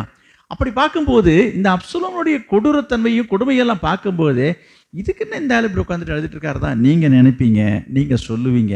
ஆனால் தாவீதினுடைய உள்ளத்தினுடைய உணர்வை தான் நான் உங்களுக்கு சொல்ல வருகிறேன். என்ன செய்கிறான்? அழுதான். என்ன சொல்லி? பேரை சொல்லி சொல்லி அழுகுறான். என் மகனே, என் மகனே, என் மகனே. நான் கேட்குறேன், அது மகன்? அது என்னென்ன வேலை பண்ணிச்சு அது சொல்லுங்க. இப்போ நமக்குள்ள நான் பேசுகிறேன். அவருக்கு ஒரு பிள்ளை தான். இப்போ நீங்களும் நானும் பேசும்போது ஆமாம் அதெல்லாம் ஒரு பிள்ளையாது. அழுதான். அப்புறம் 19வது அதிகாரம் 4வது வசனம். ராஜா தன் முகத்தை மூடிக்கொண்டு, ராஜா தன் முகத்தை மூடிக்கொண்டு மகா சத்தமாய் என் மகனாகிய அப்சலோமே, அப்சலோமாகிய என் மகனே, என் மகனே என்று அலறி கொண்டிருந்தான். என்னங்க இது? அங்கதான் ஒரு வசனம் அவ்வளவு தூரம் எழுதியிருக்கேன்னா திருப்பி ஒரு வசனத்தை பாருங்க. அப்ப எதுக்காக நான் இதை உங்களுக்கு விவரித்து சொல்றேன் தெரியுதா? அவன் உண்மையாகவே அவன் உள்ளத்தின் ஆழத்தில் இருந்து அவன் மீது ஒரு பாசம் வைத்திருந்தான், நேசம் வைத்திருந்தான் என்பது மட்டுமல்ல, அவனுக்காக வருந்தினான் என்று தான் சொல்ல வரு. எதுக்காக? அந்த பிள்ளை போயிடுச்சே என்று வந்தோம். அவனுக்கு அவன் என்ன செய்யல? அவன் தாவீது தீங்கு நினைக்கல. என்ன நினைக்கல? மனசால கூட என்னது, எனக்கு இப்படிலாம் நீ பண்ணினிய. சில பெற்றோர்கள், எல்லாரையும் நான் சொல்ல, சில இடத்துல பார்த்தீங்கன்னா சில பிள்ளைகள் தன் பெற்று வளர்த்த தாய் தகப்பனுக்கு எதிராக பேசும் பொழுது அல்லது சில காரியங்களை செய்யும் பொழுது இன்னும் சிலர் உண்டு, எனது பெற்ற தாய் தகப்பனை அடிக்கிற பிள்ளைகளும் இருக்கிறார்கள். அடிக்கிறாங்க, பேசுகிறாங்க. இந்த அப்சலோம் பண்ணினது போல சில காரியங்களை செய்யும் பொழுது சில பெற்றோர்கள், நீ நல்லா இருப்பியாடா, நீ வாழ்வியா, நீ நல்லா இருப்பியா, ஏன் அந்த வேதனை தாங்காமல் சொல்லுவார்கள். அது சரியா தவறா என்று நான் சொல்லலை, ஆனால் வசனத்தின்படி அப்படி சொல்லக்கூடாது, சத்தியத்தின்படி நம்ம என்ன செய்யக்கூடாது, அப்படி சொல்லக்கூடாது, நினைக்கக்கூடாது. நான் தாவீதுக்கு நான் வருகிறேன். இப்படி சொல்லுகிறதை நீங்கள் பார்த்துருக்கீங்க. என்ன இந்த மாதிரிலாம் இம்சப்படுத்துறிய, நீ எல்லாம் நல்லா இருப்பியா, நீ எல்லாம் வாழ்வியான்னு. ஆனால் தாவீது என்ன செய்யலை? தாவீது என்ன செய்யலை? சொல்லவும் இல்லை, நினைக்கலைன்றதுக்கு தான் பாயிண்ட். இப்போ நான் சொல்ல வந்தது நினைக்கிறத பற்றி தான் பேசிட்டு வரேன். சில பேர் வாயை திறந்து சொல்ல மாட்டாங்க, மனசில் நினைப்பாங்க. சில பேர் மனசுக்குள்ளர கருவிட்டு இருப்பாங்க, வெளியில் சொல்லக்கூடாதுல, சரிஞ்சுன்னா வீக் இல்லை. அதனால் இப்போ நான் ஏன் இந்த சம்பவத்தை விவரிக்கிறேன்னா, தாவீதுக்கு அப்சலோமை பற்றிய மனசில் கூட அந்த மாதிரி ஒரு எண்ணம் இல்லைன்றது தான் இந்த செயல் காட்டுது. அந்த மாதிரி எண்ணம் இருந்ததுன்னா அவன் இந்த அளவுக்கு அழுதுருக்க வேண்டிய அவசியம் இல்லை, இந்த மாதிரி புலம்பிருக்க வேண்டிய அவசியம் இல்லை, அது இங்கே வேதத்தில் பைபிளில் எழுதியிருக்க வேண்டிய அவசியம் இல்லை. அப்போ உண்மை என்பதை தான் நாம் இதில் பார்க்குறோம். இப்போ உங்களுக்கு நான் இதிலேருந்து கொண்டு வர சத்தியம் என்ன அப்படின்னா, நான் ஏற்கனவே சொல்லியிருக்கிறேன், கவனிங்க. யாராக இருந்தாலும் சொல்கிறேன், ஒருத்தவங்களுடைய மனசை புண்படுத்தி, காயப்படுத்தி, கஷ்டப்படுத்தி, குறிப்பாக நான் பெற்றவங்களை சொல்கிறேன், பெற்ற தாய் தகப்பனை கண் கலங்க வைக்கிறவங்க, கதற வைக்கிறவங்க, மனசை புண்படுத்துகிறவங்களுடைய வாழ்க்கையின் முடிவு இப்படித்தான். இப்போ இதில் 2 காரியம் இருக்குது சொல்கிறேன். பெற்ற பிள்ளை பெற்ற தாய் தகப்ப மட்டும் அல்ல, கவனிங்க, உங்களை ஆவிக்குரிய காரியங்களிலே உங்களை சுவிசேஷத்தின் மூலமாக பவுல் சொல்றார், நான் உங்களை பெற்றேன் என்று சொல்றாரு. அப்போ உங்களை பெற்ற, உங்களை ரட்சிப்புகள் நடத்தின சத்தியத்தில் நடத்தி கொண்டு வருகிற உங்களுடைய ஆவிக்குரிய தகப்பன், உங்களுடைய ஊழியக்காரரை மனசை வேதனைப்படுத்துறதையோ துக்கப்படுத்துறதோ, அவங்க மனசு கலங்குச்சுன்னு சொன்னால், அவங்க வேதனைப்படுறதுன்னு சொன்னால், அது உங்களுக்கு பிரயோஜனமாக இருக்காது. திருப்பியும் நான் சொல்கிறேன், அவங்க மனசால் தீங்கு நினைக்க மாட்டாங்க, நினைக்கணும்னு அவசியம் இல்லை. அப்படின்னா என்னை பற்றி அப்படி நினச்சிடும். நான் அதுக்கு தான் இந்த தாவீது சம்பவத்தை சொல்கிறேன். தாவீது நினச்சானா அப்சலோமுக்கு இப்படி ஒரு அழிவு வரணும், என்னது அது எப்படி நான் சொல்கிறது? மைக்கில் சில பேர் பேசுகிறாங்கல்ல, என்னது மாக்குன்னு அந்த மாதிரி வார்த்தைகளை பேசுகிறாங்களா இல்லையா? வாழக்கூடாது, பாதியிலே அப்படி இப்படிலாம் வாரிட்டு போகணும், என்னென்னமோ வார்த்தைகளை கிராமத்தில் பேசுகிறத நீங்கள் காதால் கேட்டுட்டு தான் இருக்கீங்க அல்லவா? தாவீது என்ன செய்யலை? பேச மட்டும் இல்லைங்க, நினைக்க கூட இல்லை. அப்போ இவ்வளவு சம்பவங்கள் நடந்திருந்தும் தன் மனசில் கூட அந்த எண்ணம் இல்லை என்பதற்கு அடையாளமாகத்தான் அவன் வேஷம் போடலை, அவன் நடிக்கலை. உண்மையாகவே தன்னுடைய மகனுக்காக, அந்த மகனுடைய இறப்பை நினைத்து அவன் கலங்கினான், கதறினான், கண்ணீர் விட்டான், அழுதான் என்பது தான் ஆவியானவர் இந்த வேத புத்தகத்தில் இத்தனை வசனங்களில் திரும்ப திரும்ப திரும்ப அங்கே எழுதப்பட்டிருக்கதை நான் பார்க்குறோம். கொஞ்சம் சிந்திச்சு பாருங்க. தீங்கு நினைச்சாரா? நான் சொல்ல வர்றது என்னன்னா, கவனிங்க, உங்களுக்கு ஒரு தீங்கு வருதுன்னு சொன்னால் அவங்க தீங்கு நினைக்கணும்னு அவசியம் இல்லை. உங்களுக்கு யாரும் தீங்கு செய்யணும்னு அவசியமே இல்லை. பெற்றோருக்கு விரோதமாக நீங்கள் செயல்படும் பொழுது அவங்க மனசு கண்ணி போனாலே முடிஞ்சிச்சு கதை. அவங்க சொல்லணும்னு அவசியம் இல்லை. இப்போ நீங்கள் அப்படிலாம் நினச்சிங்களான்ற அவங்க நினைக்கணும்னு அவசியமே இல்லை. திருப்பி திருப்பி சொல்கிறேன், தாவீது கனவுல கூட அவன் நினைக்கல அப்சலோமுக்கு இப்படி ஒரு முடிவு வரணும்னு அவன் நினைக்கவும் இல்லை, வேண்டிக்கவும் இல்லை, எதிர்பார்க்கவே இல்லை. அவன் நினச்சிருந்தானா இந்த மாதிரி நடக்கணும்னு? இல்லையே. அப்படிப்பட்ட சூழ்நிலையில் இந்த காரியம் நடந்திருக்குதுன்னு சொன்னால் நம்ம எப்படி இருக்குன்றது தான் சொல்கிறேன். இன்றைக்கு பெற்ற தாய் தகப்பனாக இருக்கட்டும், ஒரு ஊழியக்காரர்களாக இருக்கட்டும், இன்றைக்கி வாய்க்க வந்தபடி சில பேர் பேசுகிறாங்க, மனசை கஷ்டப்படுத்துகிறாங்க, மனசை புண்படுத்துகிறாங்க, மனசை வேதனைப்படுத்துகிறாங்க. அவங்க எதுவும் சொல்லணும்னு அவசியம் இல்லை. சிலர் சொல்கிறாங்க, நீங்கள் சொல்லக்கூடாது. ஆமாம், சொல்லக்கூடாது தான், சொல்லவும் மாட்டாங்க. நீங்கள் நினைக்கக்கூடாது. ஐயோ அவன் நினைக்க. இப்போ நான் என்ன ஏன் இதை சொல்கிறேன் அப்படின்னா, அதை போல் நடந்துடக்கூடாது. இப்படிப்பட்ட ஒரு ஆசீர்வாத குறைவோ ஒரு சாபமோ ஒரு கஷ்டமோ இந்த சபையில் இருக்க விசுவாசிகளுக்கு வந்துடக்கூடாது என்பதற்கு தான் இந்த செய்தியை தவிர உங்களுக்கு வரும்னு உங்களுக்கு பயமுறுத்துற விஷயம் இல்லை. இது இந்த சம்பவத்திலிருந்து நம்ம சிந்திச்சு நம்ம கற்றுக்கொள்ளணும். ஓ, இப்படிலாம் இருக்குதா? இதெல்லாம் தெரியாதனால தான் இன்றைக்கு இஷ்டத்துக்கு சில பேர் பேசிகிட்டு இருக்கிறாங்க.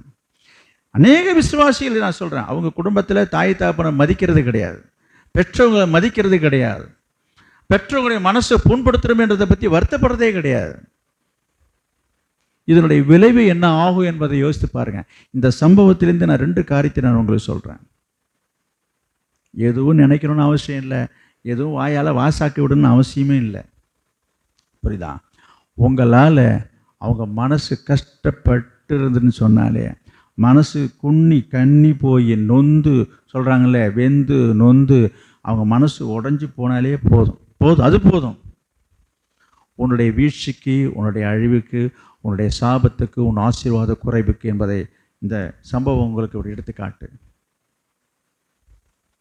அதுக்கு நான் என்னங்க பண்ண முடியும்? முடிஞ்ச வரைக்கும் யார் மனசையும் கஷ்டப்படுத்தாத பாருங்கள், அவங்களை துக்கப்படுத்தாமல் இருக்க பாருங்கள். இந்த விஷயத்தில் நம்ம அவங்கள போய் என்ன செய்ய முடியாது, தடுக்க முடியாது. இங்கே பாருங்கள், யாரும் வேணுக்குன்னு அழுகிறது கிடையாது. அது சில பேர் இருக்கிறாங்க, வேணுக்குன்னு என்ன அழகையே வராமல் ஓன்னு ஒப்பார வைக்கிற ஆள்லாம் இருக்குது. சில பேர் சீன் போட்டு அழ வர்ற மாதிரி நடித்து காரியம் சாதிக்கிற ஆள்லாம் இருக்குது. அது வேறு, அது அந்த காரியத்துக்கு நான் கொண்டு வரல. நான் என்ன சொல்கிறேன், அப்படி போய் மனசு உடஞ்சி போய் இப்படி உட்காந்துருக்குறோம். அப்படி நினச்சா கண்ணால் தண்ணி வருது. யாரால் நீங்கள் பாதிக்கப்பட்டு ஒருத்தவங்களை நினைக்கிறீங்க, அதாவது யார் மூலமாக உங்கள் மனசு பாதிக்கப்பட்டிருக்குதோ, யாரை நினைக்கும் போது மனசு ரொம்ப வேதனைப்படுதோ, இப்படி பேசிட்டாங்களே, இப்படி செய்துட்டாங்களே, இப்படி நடத்திட்டாங்களே, அப்படி யாரையோ குறைச்சி நீங்கள் நினைக்கிறீங்க. அப்படி நினைக்கும் போது என்ன செய்யுது, உங்கள் மனசு கலங்குது, உள்ள அப்படியே கலங்குது, கண்ணு கலங்குது. யாரும் இல்லை, யாருக்கு அது தெரியாது. இது போல் நீங்கள் தனிமையிலையோ இல்லை இரவிலையோ தூக்கத்திலையோ சில நேரம் இப்படி பேசிட்டாங்களே, இப்படின்னு பண்ணிட்டாங்களே, இப்படிலாம் நீங்கள் நினச்சி ஃபீல் பண்ணுறீங்க பாருங்கள். இதை யாரால் என்ன செய்ய முடியாது, இதெல்லாம் தடுக்க முடியாது. இதை தடுக்க முடியாது. நான் சொல்கிறது புரியுதா? யாருக்காக பேசிட்டு வரேன் இதை நீங்கள் யாருக்கு இந்த மாதிரிலாம் இன்னலையும் இம்சையும் நீங்கள் கொடுத்தீங்களோ அதை போய் தடுக்க முடியாதுங்க. நீங்கள் பண்ணின இம்சை தான் அதுக்கு காரணம். அதுக்கு தடுக்கிறதுக்கு ஒரே காரணம் அப்படி இல்லாமல் நம்ம நடந்துக்கிறது தான் தவிர திரும்ப போய் அவங்க கண்ணை துடைக்கிறதையோ பேச முடியாது. பட்டது தான், உடைஞ்சது தான். இப்போ இந்த கண்ணீர், இந்த அழுகை, அது எங்கே போய் முடியும்? அது என்னவா ஆகும்? தாவீதின் வாழ்க்கையில் என்னவாச்சு? நான் இவ்வளோ சம்பவத்தை மேற்கோட்டு சும்மா அப்படியே மேலோட்டமாக காட்டிட்டு வந்தேன். தாவீதும் அவன் உடன் இருந்தவர்களும் என்ன செய்தார்கள்? மறந்து போச்சு. அழுது கொண்டு போனார்கள்னு எழுதியிருக்குது. எதுக்கு அழுதுட்டு போனாங்க? இந்த மாதிரி ஒரு பிள்ளையை பெற்றனே, ஐயோ நான் பெற்ற பிள்ளை என்னை இந்த மாதிரி தெருவில் விட்டுடுச்சே, நான் உங்களுக்காக அதை நான் விவரித்து எக்ஸ்பிரஸ் பண்ணி பேசுகிறேன். அதை இப்போ எதுக்குங்க அழுவணும்? அழுதுட்டு போகிறதா எழுதியிருக்கதே இல்லை. தாவீது வெறும் காலோட முகத்தை மூடிக்கிட்டு, அதை வேறு விதமாக சொல்லணும்னா தலையில் துண்டை போட்டுட்டு போகிறான். நீங்கள் பேசுகிறது தான் நான் சொல்கிறேன். அப்போ அந்த அளவுக்கு அவன் பாதிக்கப்பட்டான். முகத்தை மூடிட்டு போகிறான்னா என்னங்க? தலையில் துண்டை போட்டுட்டு போகிறான். எனக்கு இந்த மாரி நிலைமை ஆயிடுச்சு. நான் வாழ்ந்த வாழ்க்கை என்ன? நான் ஒரு ராஜாவாக இருந்தேன் இல்லை?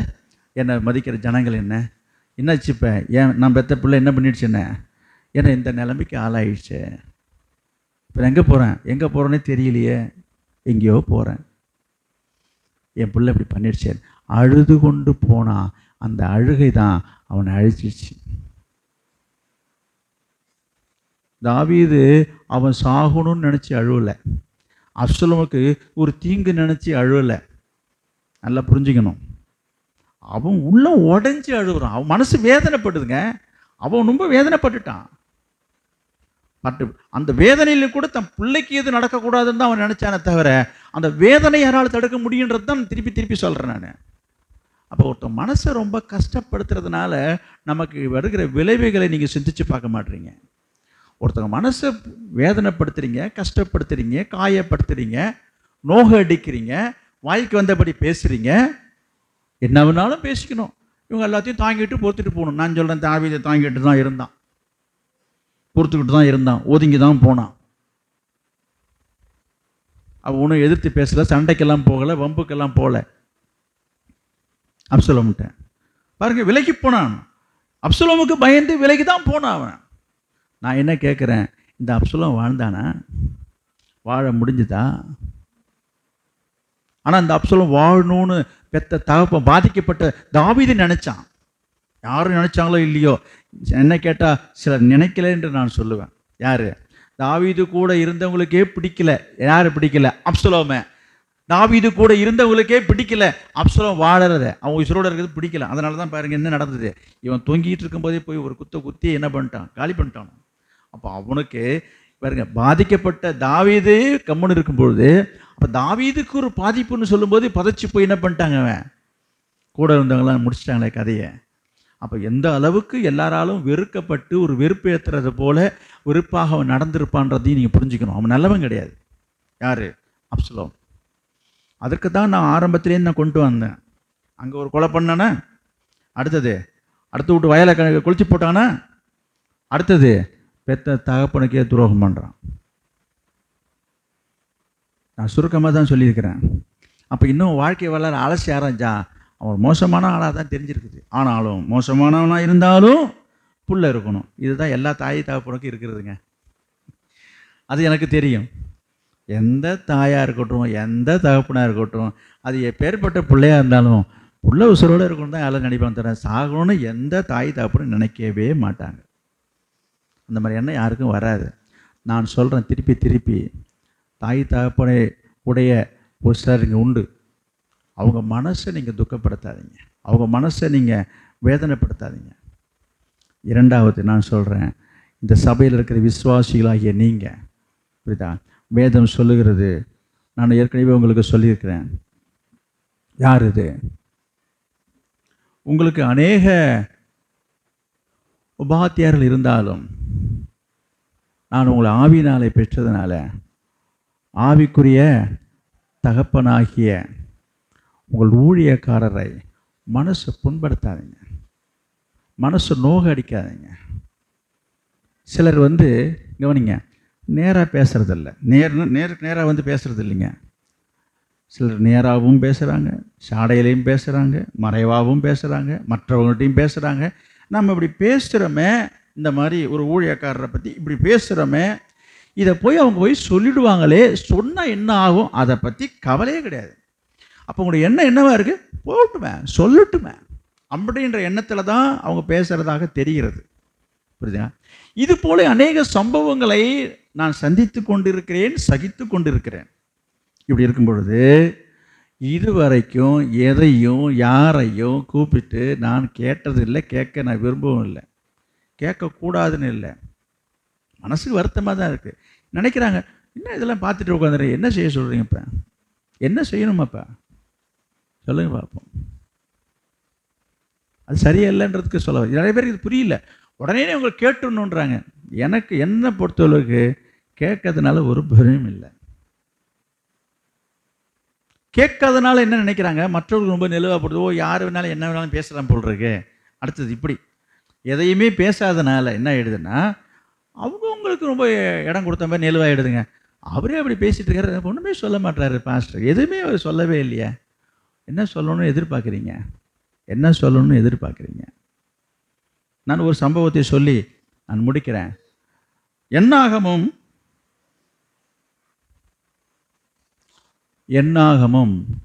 16ஆம் அதிகாரம்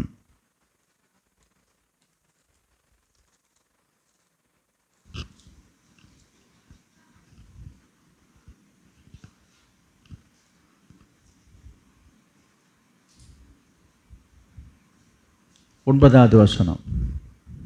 கர்த்தருடைய வாசஸ்தலத்தின் பணிவிடைகளை செய்யவும் சபையாரின் முன்னின்று அவர்கள் செய்ய வேண்டிய வேலைகளை செய்யவும் உங்களை தம்மண்டையிலே சேர பண்ணும்படி இஸ்ரவேலின் தேவன் இஸ்ரவேல் சபையாரிலிருந்து உங்களை பிரித்தெடுத்ததும் அவர் உன்னையும் சம்பவம் நான் சுருக்கமாக சொல்லிடுறேன். மோசே இஸ்ரவேல் ஜனங்களை வனாந்திரத்தை வழியாக நடத்திட்டு போகும்போது அங்கே ஒரு பிரச்சனை, அங்கே ஒரு குழப்பம், அங்கே ஒரு கலகம். அங்கே இருந்த அந்த ஜனங்கள் மத்தியிலே அவன் சந்தித்த ஒரு காரியத்தை பார்க்கும்போது பார்த்தீங்கன்னா, இங்கே பாருங்கள், நான் 16ஆம் அதிகாரத்தில் 4வது வசனத்தை பார்த்தீங்கன்னா, மோசே அதை கேட்ட பொழுது முகங்குப்புற விழுந்தான். அப்படின்னா என்ன, மோசேக்கு விரோதமாக ஒரு காரியத்தை பேசினா அவனால் தாங்கவே முடியல. மனசு ரொம்ப உடஞ்சி போய் முகங்குப்புற ஆண்டு சமூகத்தில் போய் விழுந்துட்டான். விழுந்த பிற்பாடு மோசே சொல்கிறத தான் இப்போ நீங்கள் வாசிக்க கேட்டீங்க. என்ன சொல்கிறார் அவர் உன்னையும் உன்னோட கூட லேபியின் புத்திரராகிய உன்னுடைய எல்லா சகோதரையும் சேர பண்ணினதும் உங்களுக்கு அற்ப காரியமா? இப்பொழுது ஆசாரிய பட்டத்தையும் தேடுகிறீர்களோ? சொல்ல வர்றாரு, இங்கே பாருங்க. அவர்கள் செய்ய வேண்டிய வேலைகளை செய்யவும் உங்களை தம்மண்டலே சேர பண்ணும்படி இஸ்ரவேலின் தேவன் இஸ்ரவேல் சபையாரிடத்தில் உங்களை பிரித்து எடுத்ததும் உங்களுக்கு அற்பமாக தெரிகிறதா? அதாவது 9வது வசனம் சொல்லப்பட்டிருக்கிறது, கர்த்தருடைய வாசஸ்தலத்தின் பணிவிடைகளை செய்யவும், புரியுதுங்களா? பணிவிடையை செய்யவும், அப்புறம் செய்ய வேண்டிய வேலைகளை செய்யவும் ஒரு சிலரை பிரித்து எடுத்திருக்கிறது உங்களுக்கு அலட்சியமாக இருக்குதா, கேவலமாக இருக்குதா? மோசே கேட்குறாரு. இன்றைக்கு சபைக்கு சபையில் ஒரு சில விசுவாசிகள் ஆண்டவர் மீது உள்ள ஒரு பற்றுதல், ஒரு விசுவாசம், ஒரு வாஞ்சையினால் கர்த்தருக்காக என்று சொல்லி கர்த்தருடைய சபையில் இருக்கிற எந்த வேலையாக இருக்கட்டும்ங்க, அற்பமான வேலை, அது பாத்திரம் கழுவுறதா இருக்கட்டும், பாத்ரூம் கழுவுறதா இருக்கட்டும், அது பாத்திரத்தை கழுவுறதா இருக்கட்டும், கூட்டுறதா இருக்கட்டும், பெருக்கிறதா இருக்கட்டும், குப்பை அள்ளி போடுறதா இருக்கட்டும், இது போல ஒரு வேலைகளை செய்வது ஒரு சிலருடைய பார்வையில் என்னமா தெரியுது? அற்பமாக பார்க்குறேன். இதெல்லாம் ஒரு வேலையாது, இதெல்லாம் என்ன வேலை செஞ்சிட்ருக்கீங்க? பண்ணடிக்க போயிடுற சபையில் போய் பண்ணடிச்சு கிடைக்கிறியா? நீ பேசுறது யாரு? இங்கே யாருன்னு என்ன கேட்கலைங்க, இங்கே நான் சொல்லிட்டு இருக்கிறேன். இங்கே பாருங்க, இதை தான் அங்கே நடந்துருக்குது. அங்கே நடந்தது தான் இப்பயும் நடக்குது சபையில். கர்த்தருடைய வாசஸ்தலத்தின் பணிவிடைகளை செய்யவும். அப்போ பணிவிடைன்றதை கொஞ்சம் முதல்ல புரிஞ்சுக்கிங்க. இன்றைக்கு ஒரு ஊழியம் செய்யணும், வேலை செய்யணும்னாக்கா ரொம்ப மதிப்பு பார்க்குறாங்க, மறுப்பை எதிர்பார்க்குறாங்க. பணிவிடை செய்யவும், சபையில் இருக்கிற வேலைகளை செய்வதும் உங்களை நான் தெரிந்து கொண்டிருக்கிறேன். இது உங்களுக்கு அற்ப காரியமோ? இப்பொழுது ஆசாரிய பட்டத்தையும் தேடுகிறீர்களோ? ஆசாரிய பட்டத்தை வேற தேடுறீங்களா? அப்படின்னா என்ன? வேலை செய்துட்டு இருக்கிறவங்கலாம் இப்போ போர்க்குடி பிடிக்கிறாங்க. என்னது? நாங்கள் எப்போ பார்த்தாலும் இந்த எடுபடி வேலையை செஞ்சுட்டு இருந்தால் எப்படி? நாங்கள் என்னைக்கு மைக்க பிடிக்கிறது? நாங்கள் எப்போ ஸ்டேஜ் ஏறுறது? ஒரு சிலர், நான் உங்களை சொல்லலை, இந்த வசனத்துக்கு நான் வேறு விதமாக ஒரு விளக்கம் கொடுத்துட்டு வரேங்க. பாருங்கள், ஆசாரிய பட்டம்னா என்ன? அவங்களுக்கு கொடுத்த வேலையை நீங்கள் செஞ்சிட்டு இருக்கணும். இதுதான் உள்ள ஒரு நியதி. என்னது? நாங்கள் எப்போ பார்த்தாலும் இதே செஞ்சுட்டு உட்காந்துருக்குறோம். நாங்கள் முன்னால் மைக்கில் நின்று பாட்டு பாடுறது இல்லையா? நாங்கள் பிரசங்கெல்லாம் பண்ணுறது இல்லையா? பண்ணணும் இல்லைன்னு நான் சொல்லலை, வேண்டான்னு சொல்லலை, செய்யக்கூடாதுன்னு நான் சொல்ல வரல. அதுக்கு ஒரு காலம் நேரம், புரியுங்களா? அதற்குரிய அழைப்பு, அதற்குரிய தரிசனம், அதற்குரிய தகுதி, அதெல்லாம் யோசிக்கிறது கிடையாது. என்னை கூப்பிட்டு முன்னால் நிற்க வச்சார் அவர், என்னை முன்னால் நின்று பாட வச்சார் அவர், எனக்கு அது வாய்ப்பு கொடுத்தாரு அவர். பேசிக்கிட்டு இருக்கிறாங்க, அதை சில பேர் தலையாட்டி கேட்டுட்ருக்குறாங்க. ஆமாம், நீ சொல்கிறது கரெக்டு. காரணம் என்ன? சத்தியம் தெரியாத. இங்கே வயது இருக்குது. அப்போ இதெல்லாம் செய்யணும். இப்படி இருக்கும்போது கவனிங்க, இப்படிப்பட்ட ஒரு கும்பல் தான் மோசேக்கு விரோதமாக எழும்பி பேசிச்சான். இப்படி பேசும் பொழுது அங்கே பாருங்க 11வது வசனம், இதற்காக நீயும் உன் கூட்டத்தார் அனைவரும் கர்த்தருக்கு விரோதமாகவே கூட்டம் கூடினீர்கள். ஆரோனுக்கு விரோதமாக நீங்கள் முறுமுறுக்கிறதற்கு அவன் எம்மாத்திரம் என்றான். நல்லா கவனிச்சிங்களா? அவன் ஆரோன் யாரு, மோசே யாரு? தேவனுடைய மனுஷன், தேவனுடைய ஊழியக்காரன். அவனுக்கு விரோதமாக அவர்கள் முறுமுறுத்தார்கள். இன்றைக்கும் சபைக்கு வர சில விசுவாசிகள் ஊழியக்காரரை பற்றி வாய்க்கு வந்தபடி ரொம்ப காய்க்குசாமல் பேசுகிறதோட மட்டுமல்ல, முறுமுறுக்கிறது. இவருக்கு என்ன 12:30 மணிக்கு முடிக்குவார், 12 மணிக்கு துணிக்குவார், 1 மணி வரைக்கும் உட்காந்துட்டு பேசிகிட்டு இருப்பார், 2 பிரசங்கம் பண்ணிட்டு உட்காந்துருப்பார். இந்த மாதிரி எதையாவது முறுமுறுன்னு பேசிகிட்டு இருக்கிறது. இங்கே பிரசங்கம் பண்ணும்போதே பக்கத்தில் என்ன வந்து இது போல் காரியங்கள்லாம் தவறான விஷயம். அது இதெல்லாம் ஒரு ஆவிக்குரியவனுக்கு அழகே கிடையாது. இங்கே வாசிக்கிறோம், அங்கே பாருங்கள், இருக்கு பாருங்கள், கர்த்தருக்கு விரோதமாக கூட்டம் கூடுறது. என்ன நினச்சிட்டு இருக்காங்க இவங்க? என்ன இதெல்லாம் தனிப்பட்ட விஷயமா? இவங்களுக்கும் கர்த்தருக்கும் சரியான உறவு இருக்குதான் இவங்க நினப்பு. இது இங்கே நடந்தது மோசேக்கு விரோதமாக எழும்புறது. அங்கே மோசே சொல்கிறாரு, நீ கர்த்தருக்கு விரோதமாக எழும்புற. கவனிங்க, ஒரு ஊழியக்காரருக்கு விரோதமாக நீங்கள் பேசுகிறேன்னு சொன்னால், நீ கூட்டம் கூடி பேசுகிறேன்னு சொன்னால், இல்லை தனியாக பேசுகிறேன்னு சொல்லலாம், இல்லை மறைவாக பேசுகிறேன்னு சொன்னால், நீ கர்த்தருக்கு விரோதமாக பேசுகிறிய தவிர ஊழியக்காரனுக்கே கிடையாது. அதனால தான் நான் பேசுகிறது கிடையாது. சிலருக்கு இன்னும் புரியாமல் புதிராக இருக்கும். எவ்வளோ இவரை பற்றி எல்லாம் சொல்கிறோம், போய் பேசுகிறோம், வாயை திறந்து இவர் கேட்கவே மாட்டார், அவனை கூப்பிட்டு வச்சு கேட்கலையே அப்படின்னு சில பேர் நினைக்கிறாங்க. அது எனக்கு தெரியுது, நான் கேட்கணும்னு அவசியம் இல்லை. அது எனக்கு வருத்தமான விஷயந்தான், அது எனக்கு கஷ்டமாக தான் இருக்குது, நான் இல்லைன்னு சொல்லலை. புரியுதுங்களா உங்களுக்கு? இப்படி பேச கேட்காதனால, கண்டிக்காதனால என்ன நினைக்கிறாங்க, அடுத்தடுத்து இப்போ நம்ம என்ன வேணாலும் பேசலான்ற மாதிரி ஜனங்களுடைய எண்ணங்கள் போகுது. அதுக்காக தான் நான் சொல்கிறேன், அப்படி பேசுகிறவங்களோடு நீங்கள் துணை போகாதீங்க. உங்களால் முடிஞ்சால் கண்டிக்க முடிஞ்சால் கண்டிங்க, கேட்க முடிஞ்சால் கேளுங்க. உங்களுக்கு துணிச்சல் தைரியம் இல்லைனாக்கா அந்த இடத்தை விட்டு வெளியில் போகணுமே தவிர அவங்க கூட சேர்ந்துட்டு தலையாட்டக்கூடாது. புரியுதா உங்களுக்கு? இப்போ என்னை பற்றி ஒன்று பேசுகிறாங்க அப்படின்னா தலையை ஆட்டிகிட்டு கேட்டுட்டு இருந்தால் என்ன அர்த்தம்? அது நீ ஆமோதிக்கிறேன்னு அர்த்தம். உங்களுக்கு விருப்பம் இருந்தால், துணிச்சல் தைரியம் இருந்தால் திருப்பி கேளுங்க நியாயத்தை.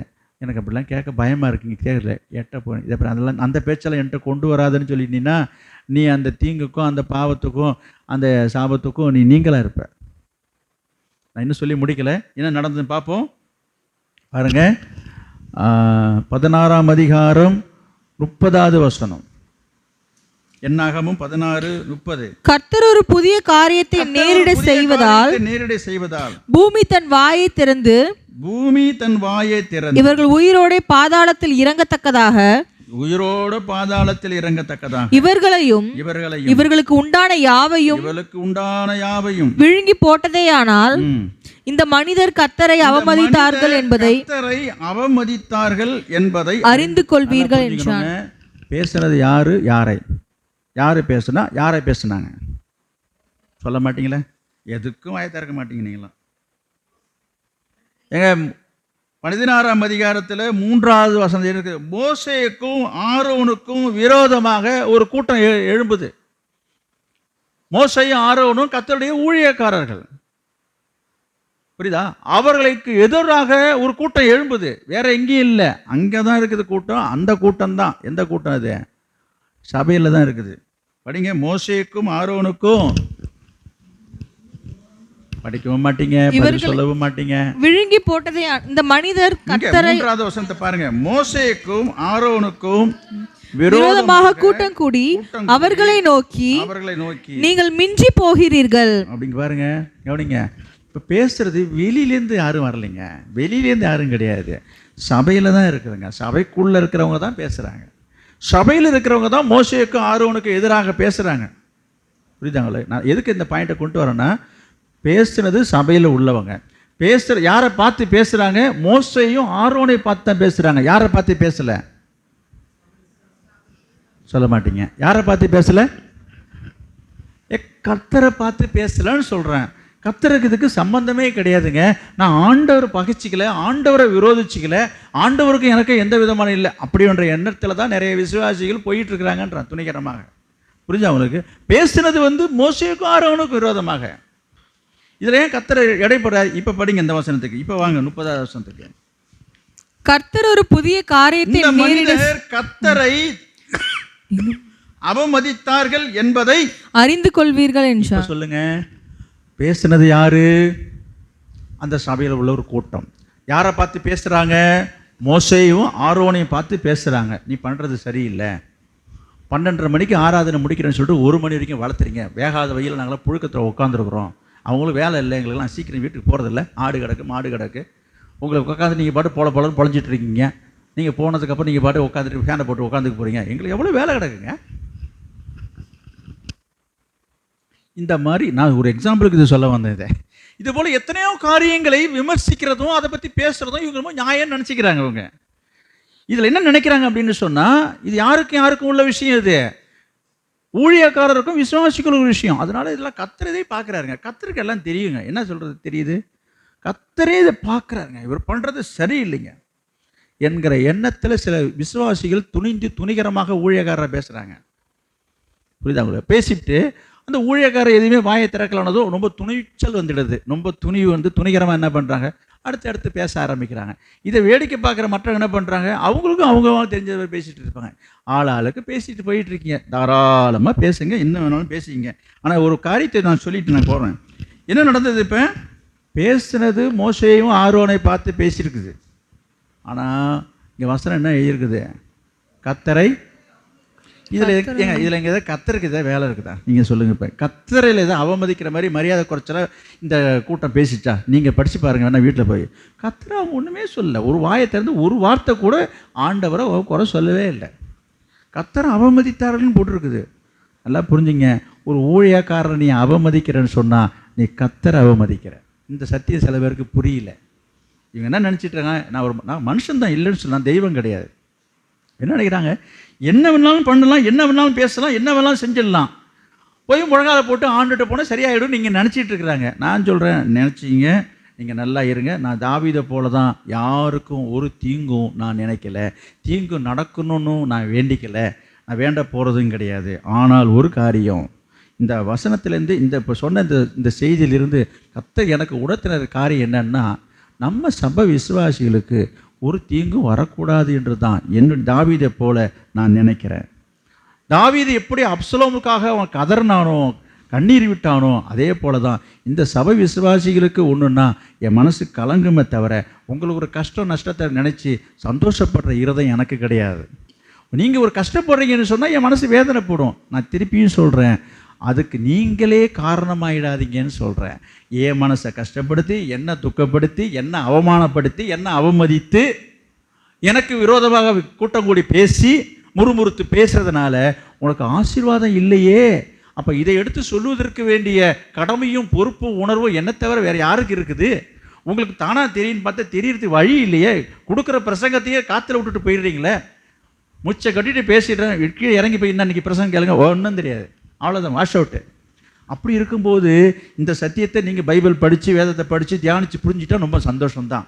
இதை எடுத்து நான் பேசும்போது சிலருக்கு கஷ்டமாக இருக்கலாம், என்ன திடீர்னு வித்தியாசமாக ஒரு பிரசங்கம் பண்ணிகிட்டு இருக்காரு என்று சொல்லி.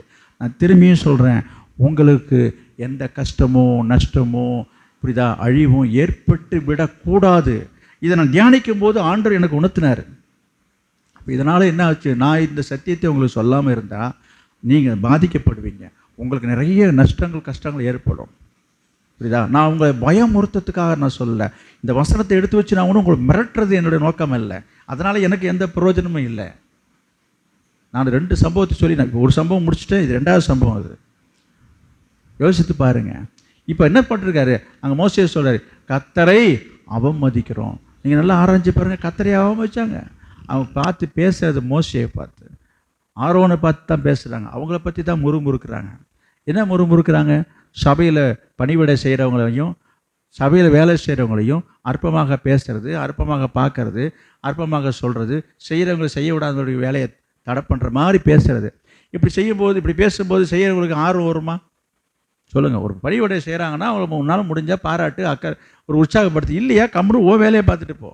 உன்னால் முடிஞ்சால் செய்ய, இல்லைன்னா செய்கிறவங்கள, அதாவது எனக்கு எப்போ பார்த்தாலும் ஏதாவது வந்துட்டு தான் இருக்குது. மேயற மாடு இதுக்கும் சொல்ல மாட்டீங்க, இது என்ன அதையும் சொல்ல மாட்டீங்களே. நான் தான் சொல்லணும் மைக்கில். என்னது மேயற மாட்ட. என்னங்க உங்களுக்கு சிரிப்பு வந்துருச்சா? கவனிங்க. அதாவது இது மேயில, நீ பாட்டு இருந்துட்டு போ. இது ஏன் அது இது பண்ற? நாய் வைக்க போகிற பக்கத்தில் படுத்து கிடக்குமா, அது ஒரு பழமொழி சொல்கிறாங்கல்ல. என்னது, இதுவும் வைக்க திங்காது, வைக்க திங்க வர மாட்டையும் திங்க விடாது, லொல்லுன்னு கொதிச்சுட்டு இருக்கோம். உனக்கு சரி நீ வேணா வைக்கல சாப்பிடு. நான் சாப்பிடவும் மாட்டேன், உன்னை சாப்பிடவும் விட மாட்டேன். அதேமாதிரி நான் ஊழியம் செய்யவும் மாட்டேன், உன்னை ஊழியம் செய்ய விடவும் மாட்டேன். ஆனால் யாராவது வந்து ஏதாவது ஒரு வேலையை வந்து ஐயோ பாவம் புண்ணியப்பட்டவங்க பரிதாபப்பட்டவங்க என்ன செய்கிறாங்க, சபையில் வந்து ஐயோ இப்படி கிடக்கிறவங்க செஞ்சாக்கா உனக்கு என்னையா இருக்குது, உனக்கு இஷ்டம் இருந்தால் செய்யலைன்னா போயிட்டே இரு. அதை விட்டு என்ன இதில் வேலை, அதை இந்த வேலையெல்லாம் செய்யறதுக்கா நீ வந்த? சபைக்கு வந்த, சபைக்கு இந்த வேலை செய்ய அந்த வேலை செஞ்சுட்டு போயிட்டு பண்ண அடிச்சுட்டு கிடக்க அந்த வேலை வந்தோமா போனோமா அழகாக நான் நீட்டாக என்ன பண்ணணும் வந்து உட்காந்து ஆராதனைக்கு வந்தோம் போகணுன்னு இருக்கு. இதெல்லாம் எங்கே போட்டிருக்கு பைபிளில்?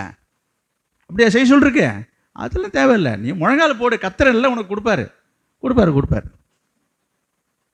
இங்கே நான் சொல்கிற வசனத்தை வச்சு தான் பேசிகிட்டு இருக்கிறேன். எங்கே இருக்கு அந்த வசனம்? இப்போ பாருங்கள், 9ஆம் வசனம் போட்டிருக்குது, கர்த்தருடைய வாசஸ்தலத்தின் பணிவிடைகளை செய்யணும்னு இருக்குது. பணிவிடை செய்யவும் சபையாரின் முன்னின்று அவர்கள் செய்ய வேண்டிய வேலைகளை செய்யவும் இருக்கு.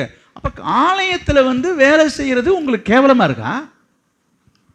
யோசிச்சு பாருங்க. அப்ப நீ கேவலமா நீ நினைக்கிறேன்னு சொன்னாலே உனக்கு சரியான ஆவி இல்லைன்னு அர்த்தம். இதுக்கு மேல நான் சொல்ல விரும்பல. நான் ஏன் இதை சொல்றேன், இன்னைக்கு செய்து கொண்டிருக்கிற நிறைய பேர் மனசு பாதிக்கப்படுதுங்க. அவங்க சொல்லி கலங்குறாங்க என்னோட்ட, ஏங்க நான் இன்னும் ஊழியம் நினச்சி செய்தேன், எல்லோரும் என்னை மட்டமாக பேசுகிறாங்க, ஒரு மட்டமாக நினைக்கிறாங்க, மட்டமாக பார்க்குறாங்க, இது சரியா இல்லைன்னு ஒரு குழப்பம், ஒரு தடுமாற்றம் ஏற்படுது சில விசுவாசிகளுக்கு. புரியுதுங்களா? நான் திரும்பியும் சொல்கிறேன், ஊழியம் என்பது நாம செய்கிறது. அதனால தான் நான் யாரையும் கூப்பிட்டு சொல்லி இந்த வேலையை செய்ய சொல்கிறதே கிடையாது. பல தடவை நான் சொல்லியிருக்கிறேன், ஊழியன்னா தானாக செய்கிறதுக்கு பார்த்து தான் ஊழியம். இஷ்டம் தான் செய்யலைன்னா போயிட்டே இருங்க, கடந்தா போகுது, அதை பற்றி பரவாயில்ல. ஒருத்தவங்கள்ட்ட நான் சொல்லி இதை செய்ய சொன்னேன்னா அது வேலை, நீங்கள் தான் வேலை வாங்குறீங்களே அப்படின்னும். ரைட், அது வேலை வாங்கினா புரியுதுங்களா, அது ஆசீர்வாதமாக இருக்காது. நீங்கள் எல்லாம் செய்தீங்கன்னா அது உங்களுக்கு ஆசீர்வாதம். சில நேரங்களில் நிர்பந்தத்தில் வேறு சிலத்தில் வேலையை வாங்கிக்கிறது அது வேறு விஷயம். அதனால் நான் திரும்பியும் சொல்கிறேன், உங்களுக்கு நிறைவான ஆசீர்வாதம்னா ஊழியம் செய்யணும். எந்த வேலையை வேணாலும் செய்யலாம். உங்களுக்கு மனசில் பட்டதை, உங்களால் முடிஞ்சதை நீங்கள் செய்யணும். செய்தாதான் அது உங்களுக்கு ஆசீர்வாதம். இது நிறைய பேர் செய்கிறதுக்கு ஆசை இருக்குது, இல்லாமல் கிடையாது. இந்த மாதிரி அக்கம் பக்கத்தில் மற்றவங்க சொல்கிறதுனால தான் சில பேர் யோசிக்கிறாங்க. இந்த மாதிரி செய்கிற வேலையில் பார்த்து மற்றவங்களுக்கு பேசும்போது செய்கிறதுக்கு சார் தயங்குறாங்க. நான் அவங்களுக்கு தான் சொல்கிறேன், இந்த தயங்குறவங்களுக்கு தான் சொல்கிறேன், நீங்கள் அதை பற்றி பொருட்படுத்தாதீங்க. அவங்க யாரை அவமதிக்கிறாங்க? உங்களை அவமதிக்கிறாங்களா? நீங்கள் ஒரு வேலையை செஞ்சிட்ருக்கீங்க, உங்களை ஒரு மாதிரி பேசுகிறாங்களா? அவங்க உங்களை அவமதிக்கலை, கர்த்தரை அவமதிக்கிறாங்க. அவங்க நினச்சிட்டு இருக்கிறாங்க நீங்கன்னு. வசனம் அப்படி போட்டிருக்குது. இங்கே மட்டும் இல்லை, ஆண்டவரே சொல்லிருக்காரு, உங்களை அசட்டை பண்ணுகிறவன் அப்படி தான் பேசியிருக்குது. அப்போ உங்களை அலட்சியப்படுத்துகிறான் அப்படின்னா அவன் கர்த்தரை தான் அலட்சியப்படுத்துகிறாங்க. சரி, இன்னும் முடிவு என்னன்னு பார்ப்போம். படிங்க சீக்கிரம். 31வது வசனம். அவன் கர்த்தரின் வார்த்தையை அசட்டை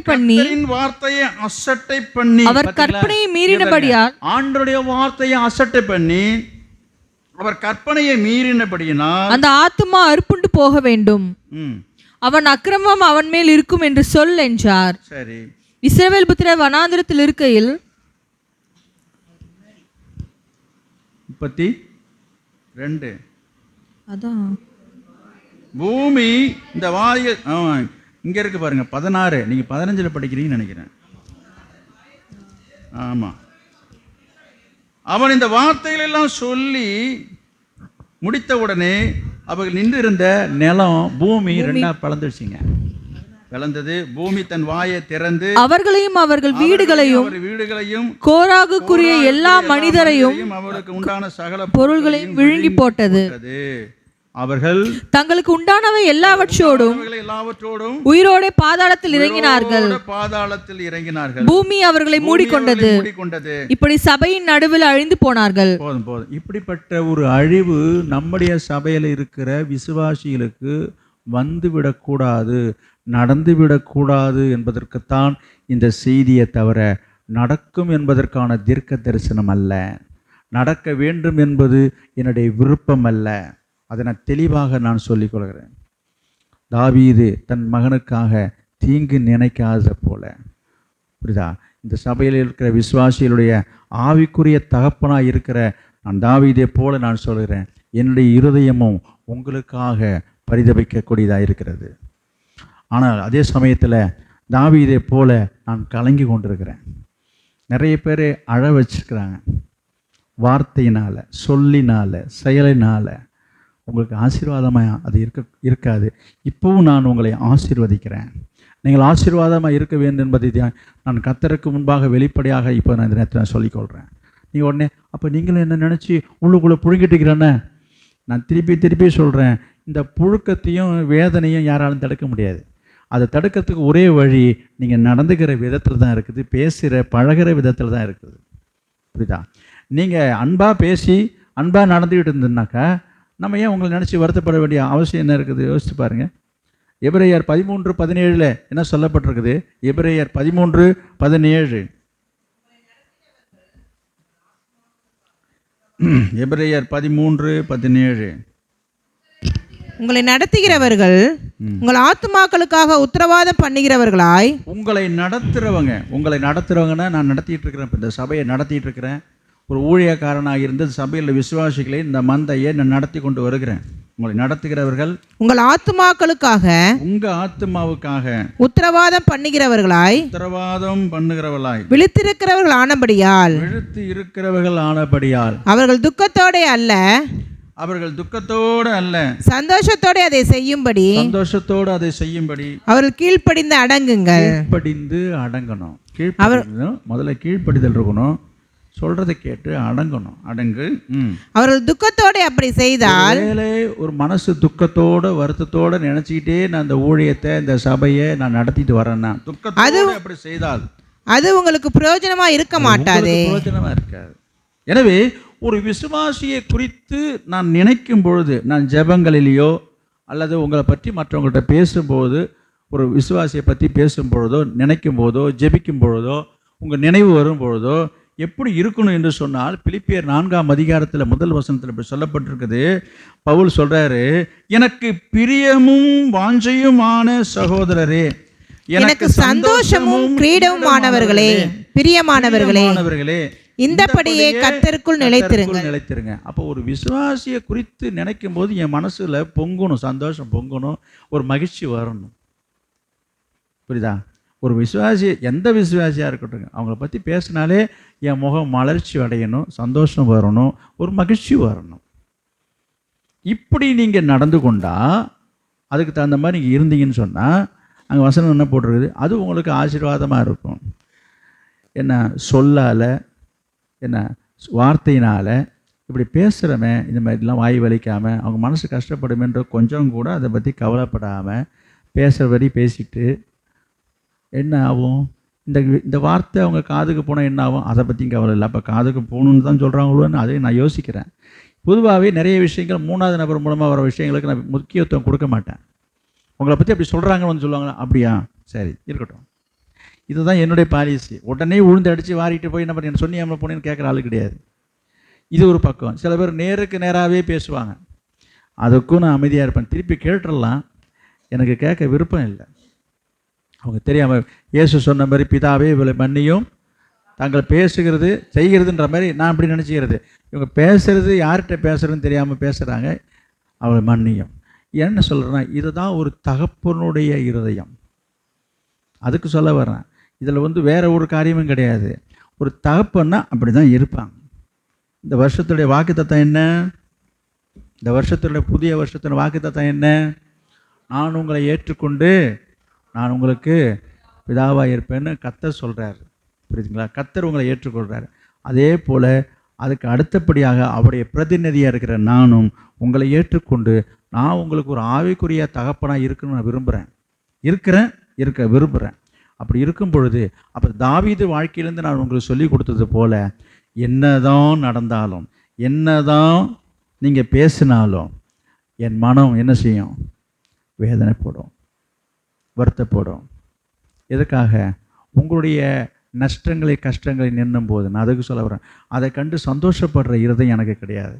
எனவே உங்களுடைய கஷ்டத்துக்கும் நஷ்டத்துக்கும் நான் பொறுப்பு இல்லைன்றதையும் நீங்கள் புரிஞ்சுக்கணும். முதல்ல அதுக்கு நான் பொறுப்பு கிடையாது, புரியுதா? நான் நினைக்கவும் கிடையாது. தாவீதை போல திரும்பி அதற்காக நான் வருத்தப்பட்டு நான் ஜெபம் பண்ணுவேன், வருத்தத்தோடு ஜெபம் பண்ணுவேன் ஆண்டவர்கிட்ட. ஆனால் ஆண்டவர் இந்த விஷயத்தில் உறுதியாக இருப்பார்ன்றதை ஞாபகம் வச்சுங்க. நிறைய பேர் என்ன நினைக்கிறாங்கன்னா, ஆண்டவர் ரொம்ப நல்லவர், இப்படி யார் என்னையோ என்னை போல ஊழியக அது அவங்க தாங்க சரியில்லை என்கிற ஒரு தோரணையில் போகிறாங்க. கர்த்தர் இந்த விஷயத்தில் வைராக்கியமாக இருக்கிறார். கர்த்தர் தம்முடைய ஊழியக்காரராக பரிதாபப்படுகிறவர் என்று சொல்லி வேதத்தில் எழுதியிருக்குது. எனவே என்ன நடந்தாலும் எதுவாக இருந்தாலும் ஆண்டவர் ஊழியக்காரருக்காக பரிந்து பேசக்கூடியவராக இருக்கிறார். அதே சமயம் ஒரு ஊழியக்காரரிடத்தில் குறைகளோ தவறுகளோ எதுவும் இருந்தாலும் சரி, அதை குறித்து விசாரிக்கிறவர் கர்த்தர். நியாயம் விசாரிக்கிறவர், நியாயம் தீர்க்கிறவர் கர்த்தர் தான் தவிர விசுவாசிகளுக்கு அதில் அதிகாரம் கிடையாது. ஒரு ஊழியக்காரர் மீது எந்த ஒரு தவறு இருந்தாலும் நான் சொல்கிறேன், ஆனால் தவறு செய்யாத ஊழியக்காரர்கள் கிடையாது. அதனால் நான் அப்படி சொல்ல வரல. ஆனால் அவர்களை குறித்து கணக்கு கேட்கறதும் கொடுக்கறதும் விசாரிக்கிறதும் கர்த்தருக்கும் அவங்களுக்கு உள்ள விஷயமே தவிர அது விசுவாசிக்கு உள்ளது அல்லது. நான் பவுல் எழுதுகிறார் ஒரு இடத்துல. எனவே கர்த்தர் அதை நியாயம் விசாரிக்கிறவர். அப்போ என்ன வேணாலும் பேசிடலாமா, என்ன வேணாலும் செஞ்சிடலாமா ஊழியக்காரன்னா? அவ்வளோ பெரிய அதிகாரமானா? அப்படிலாம் ஒன்றும் அதிகாரம் கிடையாது, புரியுதுங்களா? அந்த மாதிரிலாம் அதிகாரம் கிடையாது. எல்லாவற்றுக்கும் மேலான அதிகாரம் உள்ளவர் கர்த்தர் தான். அதே சமயம் இந்த வசனத்தின்படி ஆண்டவர் இந்த ஒழுங்கை அவர் எதிர்பார்க்கிறார். என்ன ஒழுங்கு என்று சொன்னால், உங்களுக்கு கொடுக்கப்பட்டிருக்கிற மெய்ப்பரு, உங்களுக்கு கொடுக்கப்பட்டிருக்கிற ஆவிக்குரிய தகப்பன் ஊழியக்காரருக்கு அடங்கி இருக்க வேண்டும் என்பதை கர்த்தர் எதிர்பார்க்கிறார். நீங்கள் அங்கே கீழ்ப்படியாமல், நீங்கள் இங்கே அடங்காமல், நீ அங்கே போய் கையை கட்டிட்டு முழங்கால் போட்டுக்கிட்டு முட்டி நீங்கள் முட்டியில் நின்னாலும் சரி, கர்த்தர் ஒன்றும் இறங்கிட மாட்டார். நிறைய பேர் அப்படி நினைக்கிறாங்க. அந்த எண்ணத்தில் தான் அதெல்லாம் நம்ம கர்த்தர்கிட்ட பேசிக்கும், போ நம்ம 2 நாள் உபவாசம் போட்டால் சரியாக போடும், அப்படி பண்ணால் சரி. எதுலையும் நடக்காது. நீங்கள் தான தர்மம் பண்ணுறதுனாலையோ தாராளமாக நீங்கள் கொடுக்கறதுனாலையோ இதெல்லாம் பார்த்து ஆண்டவர் கூலாயிடுவார் நினச்சிட்டு இருக்கிறாங்க. அவனுடைய கிரியைக்கு ஏற்ற பலனை ஆண்டவர் கொடுப்பார். நீ தானம் பண்ணுறியா, தர்மம் பண்ணுறியா, காணிக்கை கொடுக்குறியா, அதுக்கு ஆண்டவர் கணக்கு கரெக்டாக வச்சுருப்பார். அந்த கணக்கை அவர் தீர்க்கிறவர் தான் அதுக்காக. ஆனால் அதை கொண்டு வந்து இதில் சேர்க்க முடியாது. உன்னுடைய கிரியைகளையும் உன்னுடைய தவறுகளையும் மறைப்பதற்காக இந்த உலகத்தில் நீங்கள் லஞ்சம் கொடுக்கறது மாதிரி கர்த்தருக்கு அதிக இதையும் செய்துட்டாக்க கர்த்தர் சமாதானம் ஆகிடாரு. அப்படிலாம் சமாதானம் ஆகிறதில்லை. நாம் செய்த எந்த ஒரு கிரிய காரியமாக இருந்தாலும் கர்த்தரோடு நம்ம நல்மனம் பொருந்தி சீர் பொருந்தி சமாதானமாக இருந்தால் தான் ஆசீர்வாதம். எனவே என்ன வேணாலும் செய்திடலாம், என்ன வேணாலும் பண்ணிடலாம், நம்ம ஏதாவது போய் கொண்டு பரிகாரம் செலுத்துகிற மாதிரி கொடுத்துடலாம் என்று சிலர் நினைக்கிறாங்க. அது பிரயோஜனமாக இருக்காது. அது வேறு. அதையும் செய்யணும், இதையும் விட்டுடாது இருக்க வேண்டும் கர்த்தர் சொல்லியிருக்காரு. எனவே கர்த்தர் ஒருவேளை மனுஷர்கள் நீங்கள் செய்கிற காரியங்களை திருப்தி அடைஞ்சிருவாங்க. சரி செய்யலாம் செஞ்சுட்டான், இப்படிலாம் கொண்டாந்து கொடுத்துருக்கான்னு மனசு கொஞ்சம் சங்கடமாக இருக்கும். இது மனுஷனுக்கு வேணால் பொருந்தும். ஆனால் ஆண்டவர் அப்படி கிடையாது. அவர் நீதி உள்ள நியாயாதிபதி, அவர் நீதிபரர், அவர் எல்லாவற்றையும் நியாயத்தில் கொண்டு வந்து நிறுத்துகிறவர், நியாயம் விசாரிக்கிறவர். எனவே அந்த ஒரு ஆசீர்வாத குறைவுக்கு நீங்கள் இடம் கொடுத்துடாதபடிக்கு இந்த கிருபையை நீங்கள் பெற்றுக்கொள்ளுங்கன்னு சொல்கிறேன். என்ன கிருபை அது? தாவீதுக்கு அருளின மகா பெரிய கிருபை என்னவென்று சொன்னால், யாருக்கும் தீங்கு நினைக்கக்கூடாது. தீங்கு செய்யறதில்ல, தீங்கு நினைக்காதீங்க. தீங்கு நினைச்சாதானே தீங்கு செய்ய முடியும். இன்றைக்கி நிறைய பேர் தீங்கு செய்கிறாங்க. விசுவாசிகளுக்கு விரோதமாக தீங்கு செய்கிறாங்க, தீங்கு பேசுகிறாங்க, தீங்கு நினைக்கிறாங்க. இதெல்லாம் தவறு, இதெல்லாம் பாவம். இது தேவ சமூகத்தில் நீங்கள் முதலாவது ஒத்துக்கொள்ளுங்க, ஒப்புக்கொடுங்க, அர்ப்பணிங்க. கர்த்தர் உங்களை ஆசீர்வதிப்பார். நாம் ஜெபம் பண்ணுவோம்.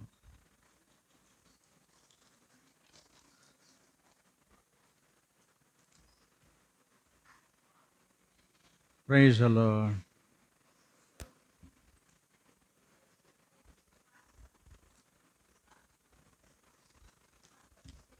ஸ்தோத்திர ஆண்டவரே, கர்த்தர் கிருபை கேளுங்க. நமக்கு வேண்டியது கிருபை. இதெல்லாம் நமக்கு கிருபை இருந்தால் தான் முடியும். Praise the Lord. அல்லேலூயா. தாவீது தன் மனசால கூட தீங்கு நினைக்கல. தன் மகனுக்கு அப்சலோம் இவ்வளவு தப்பு செய்தோம், அவன் முரடனாக இருந்தோம், கொலைக்காரனாக இருந்தோம், தகப்பனுக்கு விரோதமாக செயல்பட்டோம். தாவீது மனசில் கூட தன் மகனை குறித்து தாங்கள் அடையலை. அவன் உயிரோடு இருக்கணும்னு ஆசைப்பட்டான், அவன் வாழணும்னு ஆசைப்பட்டான். ஆனால் வாழாமல் போயிட்டான். இதுக்கு காரணம் அப்சலோம் தாவீதினுடைய மனசை ரொம்ப காயப்படுத்திட்டான். தாவீதை அழ வச்சிட்டான். எனவே யாரை குறித்து யாரையும் நம்ம அழ வைக்கக்கூடாது. அழுதால் அது அவங்களுக்கு ஆசீர்வாதமாக இருக்காது. ஆனால் நம்மால் அழாமல் இருக்க முடியாது. நம்மை அழ வைக்கிறவர்களை நம்மால் அழாமல் இருக்க முடியாது. கர்த்தர்ட்ட கிருபை கேட்போம். தாவீது எல்லா கிருபையும் ஆண்டவர் கொடுத்தாரு, அழாமல் இருக்கிறது கிருபை கொடுக்கலையே. தாவீது எல்லாவற்றையும் நினச்சி அழுதானே. அதே போல் நமக்கு சில நேரங்களில் சில காரியங்களை சில மனிதர்கள் செய்ததை நினைக்கும் போது அழுக தான் வருது, வேதனை தான் வருது. இயேசு கூட அழுதார் என்று எழுதியிருக்கிறது. ஆனால் எந்த நிலையில் நான் சொல்கிறேன், உங்களுடைய துரோகம், நீங்கள் செய்கிற நயவஞ்சகம், நீங்கள் செய்கிற தீங்குகளால் யார் மனதையும் அழ வைக்காதீங்க, காயப்படுத்தாதீங்க, கஷ்டப்படுத்தாதீங்க. கர்த்தர்ட்ட கிருபை கேளுங்க. அப்படிப்பட்ட சூழ்நிலை உங்கள் வாழ்க்கையில் வராதபடிக்கு உங்களை காத்துக்கொள்ளுங்க. மோசேக்கு ஆரோனுக்கு விரோதமாக முறுமுறுத்தார்கள் கோராக கூட்டத்தார். கர்த்தர் அவர் உயிரோடு பூமியில் இறங்கும்படி செய்தார். கர்த்தரை அவமதித்தார் என்று எழுதியிருக்கிறது. கர்த்தரை அசட்டை பண்ணினார் என்று எழுதியிருக்கிறது. ஆண்டவரை அசட்டை பண்ணாதீங்க. இது கர்த்தருடைய ஊழியம். இது கர்த்தர் ஏற்படுத்தின சபை. இந்த சபையில் இருக்கிற எல்லா வேலைகளும் கர்த்தருடையதை தவிர என்னுடையது அல்ல. என்னை பார்த்து என்னை நினைத்து எனக்காக நீங்கள் செய்ய வேண்டாம், கர்த்தருக்காக செய்யுங்க. வேதம் சொல்லுகிறது, எதை செய்தாலும் அது மனுஷருக்கென்று செய்யாமல் கர்த்தருக்கென்று செய்தால் அது உங்களுக்கு ஆசீர்வாதம். நீங்கள் மனுஷரை பார்க்கறதுனால தான் உங்களால் செய்ய முடியல. அது உங்களுக்கு கேவலமாக நினைக்க தெரியுது, அது உங்களுக்கு அற்பமாகவும் தோன்றுகிறது. ஓ பிரைஸ் அல்லோ. ஆண்டவர் சமூகத்தில் உங்களை ஒப்பு கொடுப்பீர்களா? உங்களை ஒப்பு கொடுப்பீர்களா? அப்படிப்பட்ட செயல்களுக்காக மனம் வருந்துறீங்களா? உங்கள் மனசில் வருத்தம் இருக்குதா? நம்ம இப்படி பண்ணிட்டோமே, இப்படி பேசிட்டோமே, இப்படி செய்துட்டோமே, நீங்கள் வருத்தப்படுறீங்களா? ஆண்டவர்கிட்ட சொல்லுங்கள், ஆண்டவரே நான் இப்படிலாம் செய்துட்டேன், தெரியாமல் நான் செய்துட்டேன் ஆண்டவரே, தெரியாமல் உண்மை அவமதிச்சுட்டேன் ஆண்டவரே, தெரியாமல் நான் உண்மை அசட்டை பண்ணிட்டேன் ஆண்டவரே, தெரியாமல் நான் ஊழியக்காரை அசட்டை பண்ணிட்டேன் ஆண்டவரே, தெரியாமல் நான் ஊழியக்காரை அவமதிச்சுட்டேன் ஆண்டவரே, தெரியாமல் நான் ஊழியக்காரை விரோதமாக முறுமுறுப்பாக பேசிட்டேன் ஆண்டவரே. இப்படிலாம் நம்ம சொல்லி ஆண்டுகிட்ட ஒப்புராகும் போது கர்த்தர் இரக்கம் காட்டுவாங்க. Hallelujah. Praise the Lord Jesus.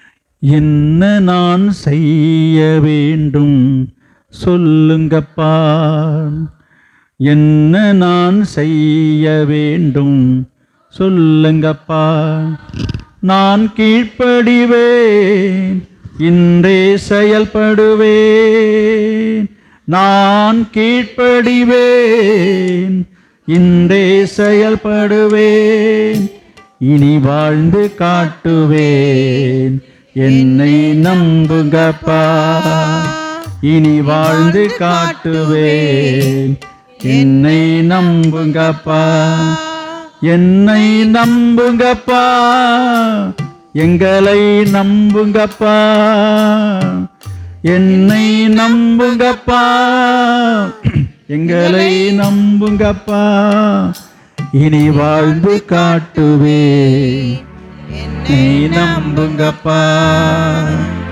இனி வாழ்ந்து காட்டுவேன், என்னை நம்புங்கப்பா. கர்த்தர் உங்களை நம்பட்டும். கர்த்தர் உங்களை ஒப்பு கொடுத்து ஜெபம் பண்ணுங்க. ஆண்டவரே, நான் கீழ்ப்படிவேன் ஆண்டவரே, இனிமேல் நம்முடைய வார்த்தைக்கு கீழ்ப்படிந்து நடப்பேன், என்னை நம்புங்கப்பா. அப்படி ஒருவேளை நீங்கள் வாயை திறந்து சொல்லி ஒப்பு கொடுத்து ஜெபித்தால் கர்த்தர் உங்கள் மேல் இருக்க கோபத்தையும் சாபத்தையும் நீக்குவார். கர்த்தர் உங்களுக்கு இறங்குவார். கர்த்தர் உங்களுக்கு கிருபை தருவார். தாவீதுக்கு கொடுத்த அதே கிருபை கர்த்தர் உங்களுக்கு கொடுப்பார். எத்தனை பேருக்கு இந்த கிருபை வேணும்? எத்தனை பேருக்கு வேணும்? தேவை உள்ளவர்கள் மட்டும், உங்களுக்கு தேவை உள்ளவர்கள் மட்டும், உங்களுக்கு தேவை இருந்தால், உங்களுக்கு வேண்டும் என்று மட்டும் உங்கள் வலது கரத்தை உயர்த்துங்க.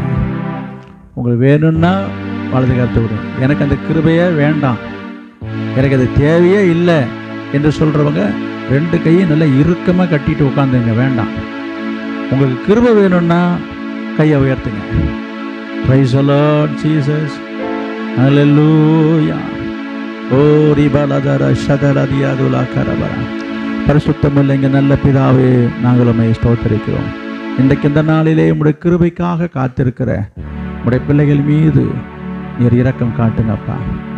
உமக்கு ஸ்தோத்திரம். அவருடைய வாழ்க்கையிலே உமக்கு விரோதமாக பேசினது, உமக்கு விரோதமாக செய்தது, உம்மை அசட்டை பண்ணின காரியங்கள், உம்மை அவமதித்த காரியங்களை கர்த்தர் தயவாக அவருக்கு நீர் மன்னிப்பீராக. ஆண்டவரே உமக்கு ஸ்தோத்திரம். தாவீதுக்கு அருளின மாறாத கிருபைகளை உடைய பிள்ளைகளுக்கு தருவீராக. யாருக்கும் ஒரு தீங்கும் நினைக்காமல், எந்த ஒரு தீங்கும் செய்யாதபடிக்கு கர்த்தாவே உமக்கு பயந்து நடக்கும்படி உதவி செய்யுங்கப்பா. உமக்கு கீழ்ப்படிந்து நடக்க உதவி செய்யும், உமக்கு பிரியமாய் நடக்க உதவி செய்யும். உடைய பணிவிடைகளை செய்ய கிருபை தாரும். கர்த்தருடைய வேலைகளை செய்வதற்கு வெட்டப்படாமல் செய்வதற்கு கிருபைகளை தாரும். ஆண்டவரே உமக்கு ஸ்தோத்திரம் ஸ்தோத்திரம். யாருடைய மனசையும் புண்படுத்தாமல், வேதனைப்படுத்தாமல், வருத்தப்படுத்தாமல், காயப்படுத்தாமல், கஷ்டப்படுத்தாமல் ஆண்டவரே உமக்கு ஸ்தோத்திரம். ஒரு புரிந்து கொண்டு நடக்க உதவி செய்யுங்கப்பா. ஆண்டவரே அன்புள்ள ஆவினால நிரப்புங்கப்பா. அன்பின் இருதயத்தை தாங்கப்பா. உமக்கு ஸ்தோத்திரம், உமக்கு ஸ்தோத்திரம், உமக்கு ஸ்தோத்திரம். ஒப்பு கொடுத்த அனைவர் மீதும் பரிசுத்த ஆவியானவர் இறங்கி நீ கிரியை செய்வீராக. என் ஆசீர்வதியும் இயேசுவின் நாமத்தில் ஜெபிக்கிறோம் நல்ல பிதாவே, ஆமென். என் ஆத்துமாவே கர்த்தரை ஸ்தோத்திரி, என் முழு உலகமே உடைய பரிசுத்த நாமத்தை ஸ்தோத்திரி. என் ஆத்துமாவே கர்த்தரை ஸ்தோத்திரி, கர்த்தர் செய்த சகல உபகாரங்களையும் மறவாதே.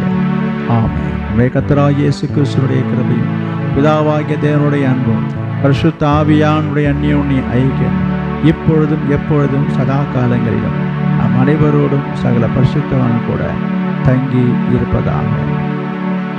ஆமென், ஆமென். Praise the Lord.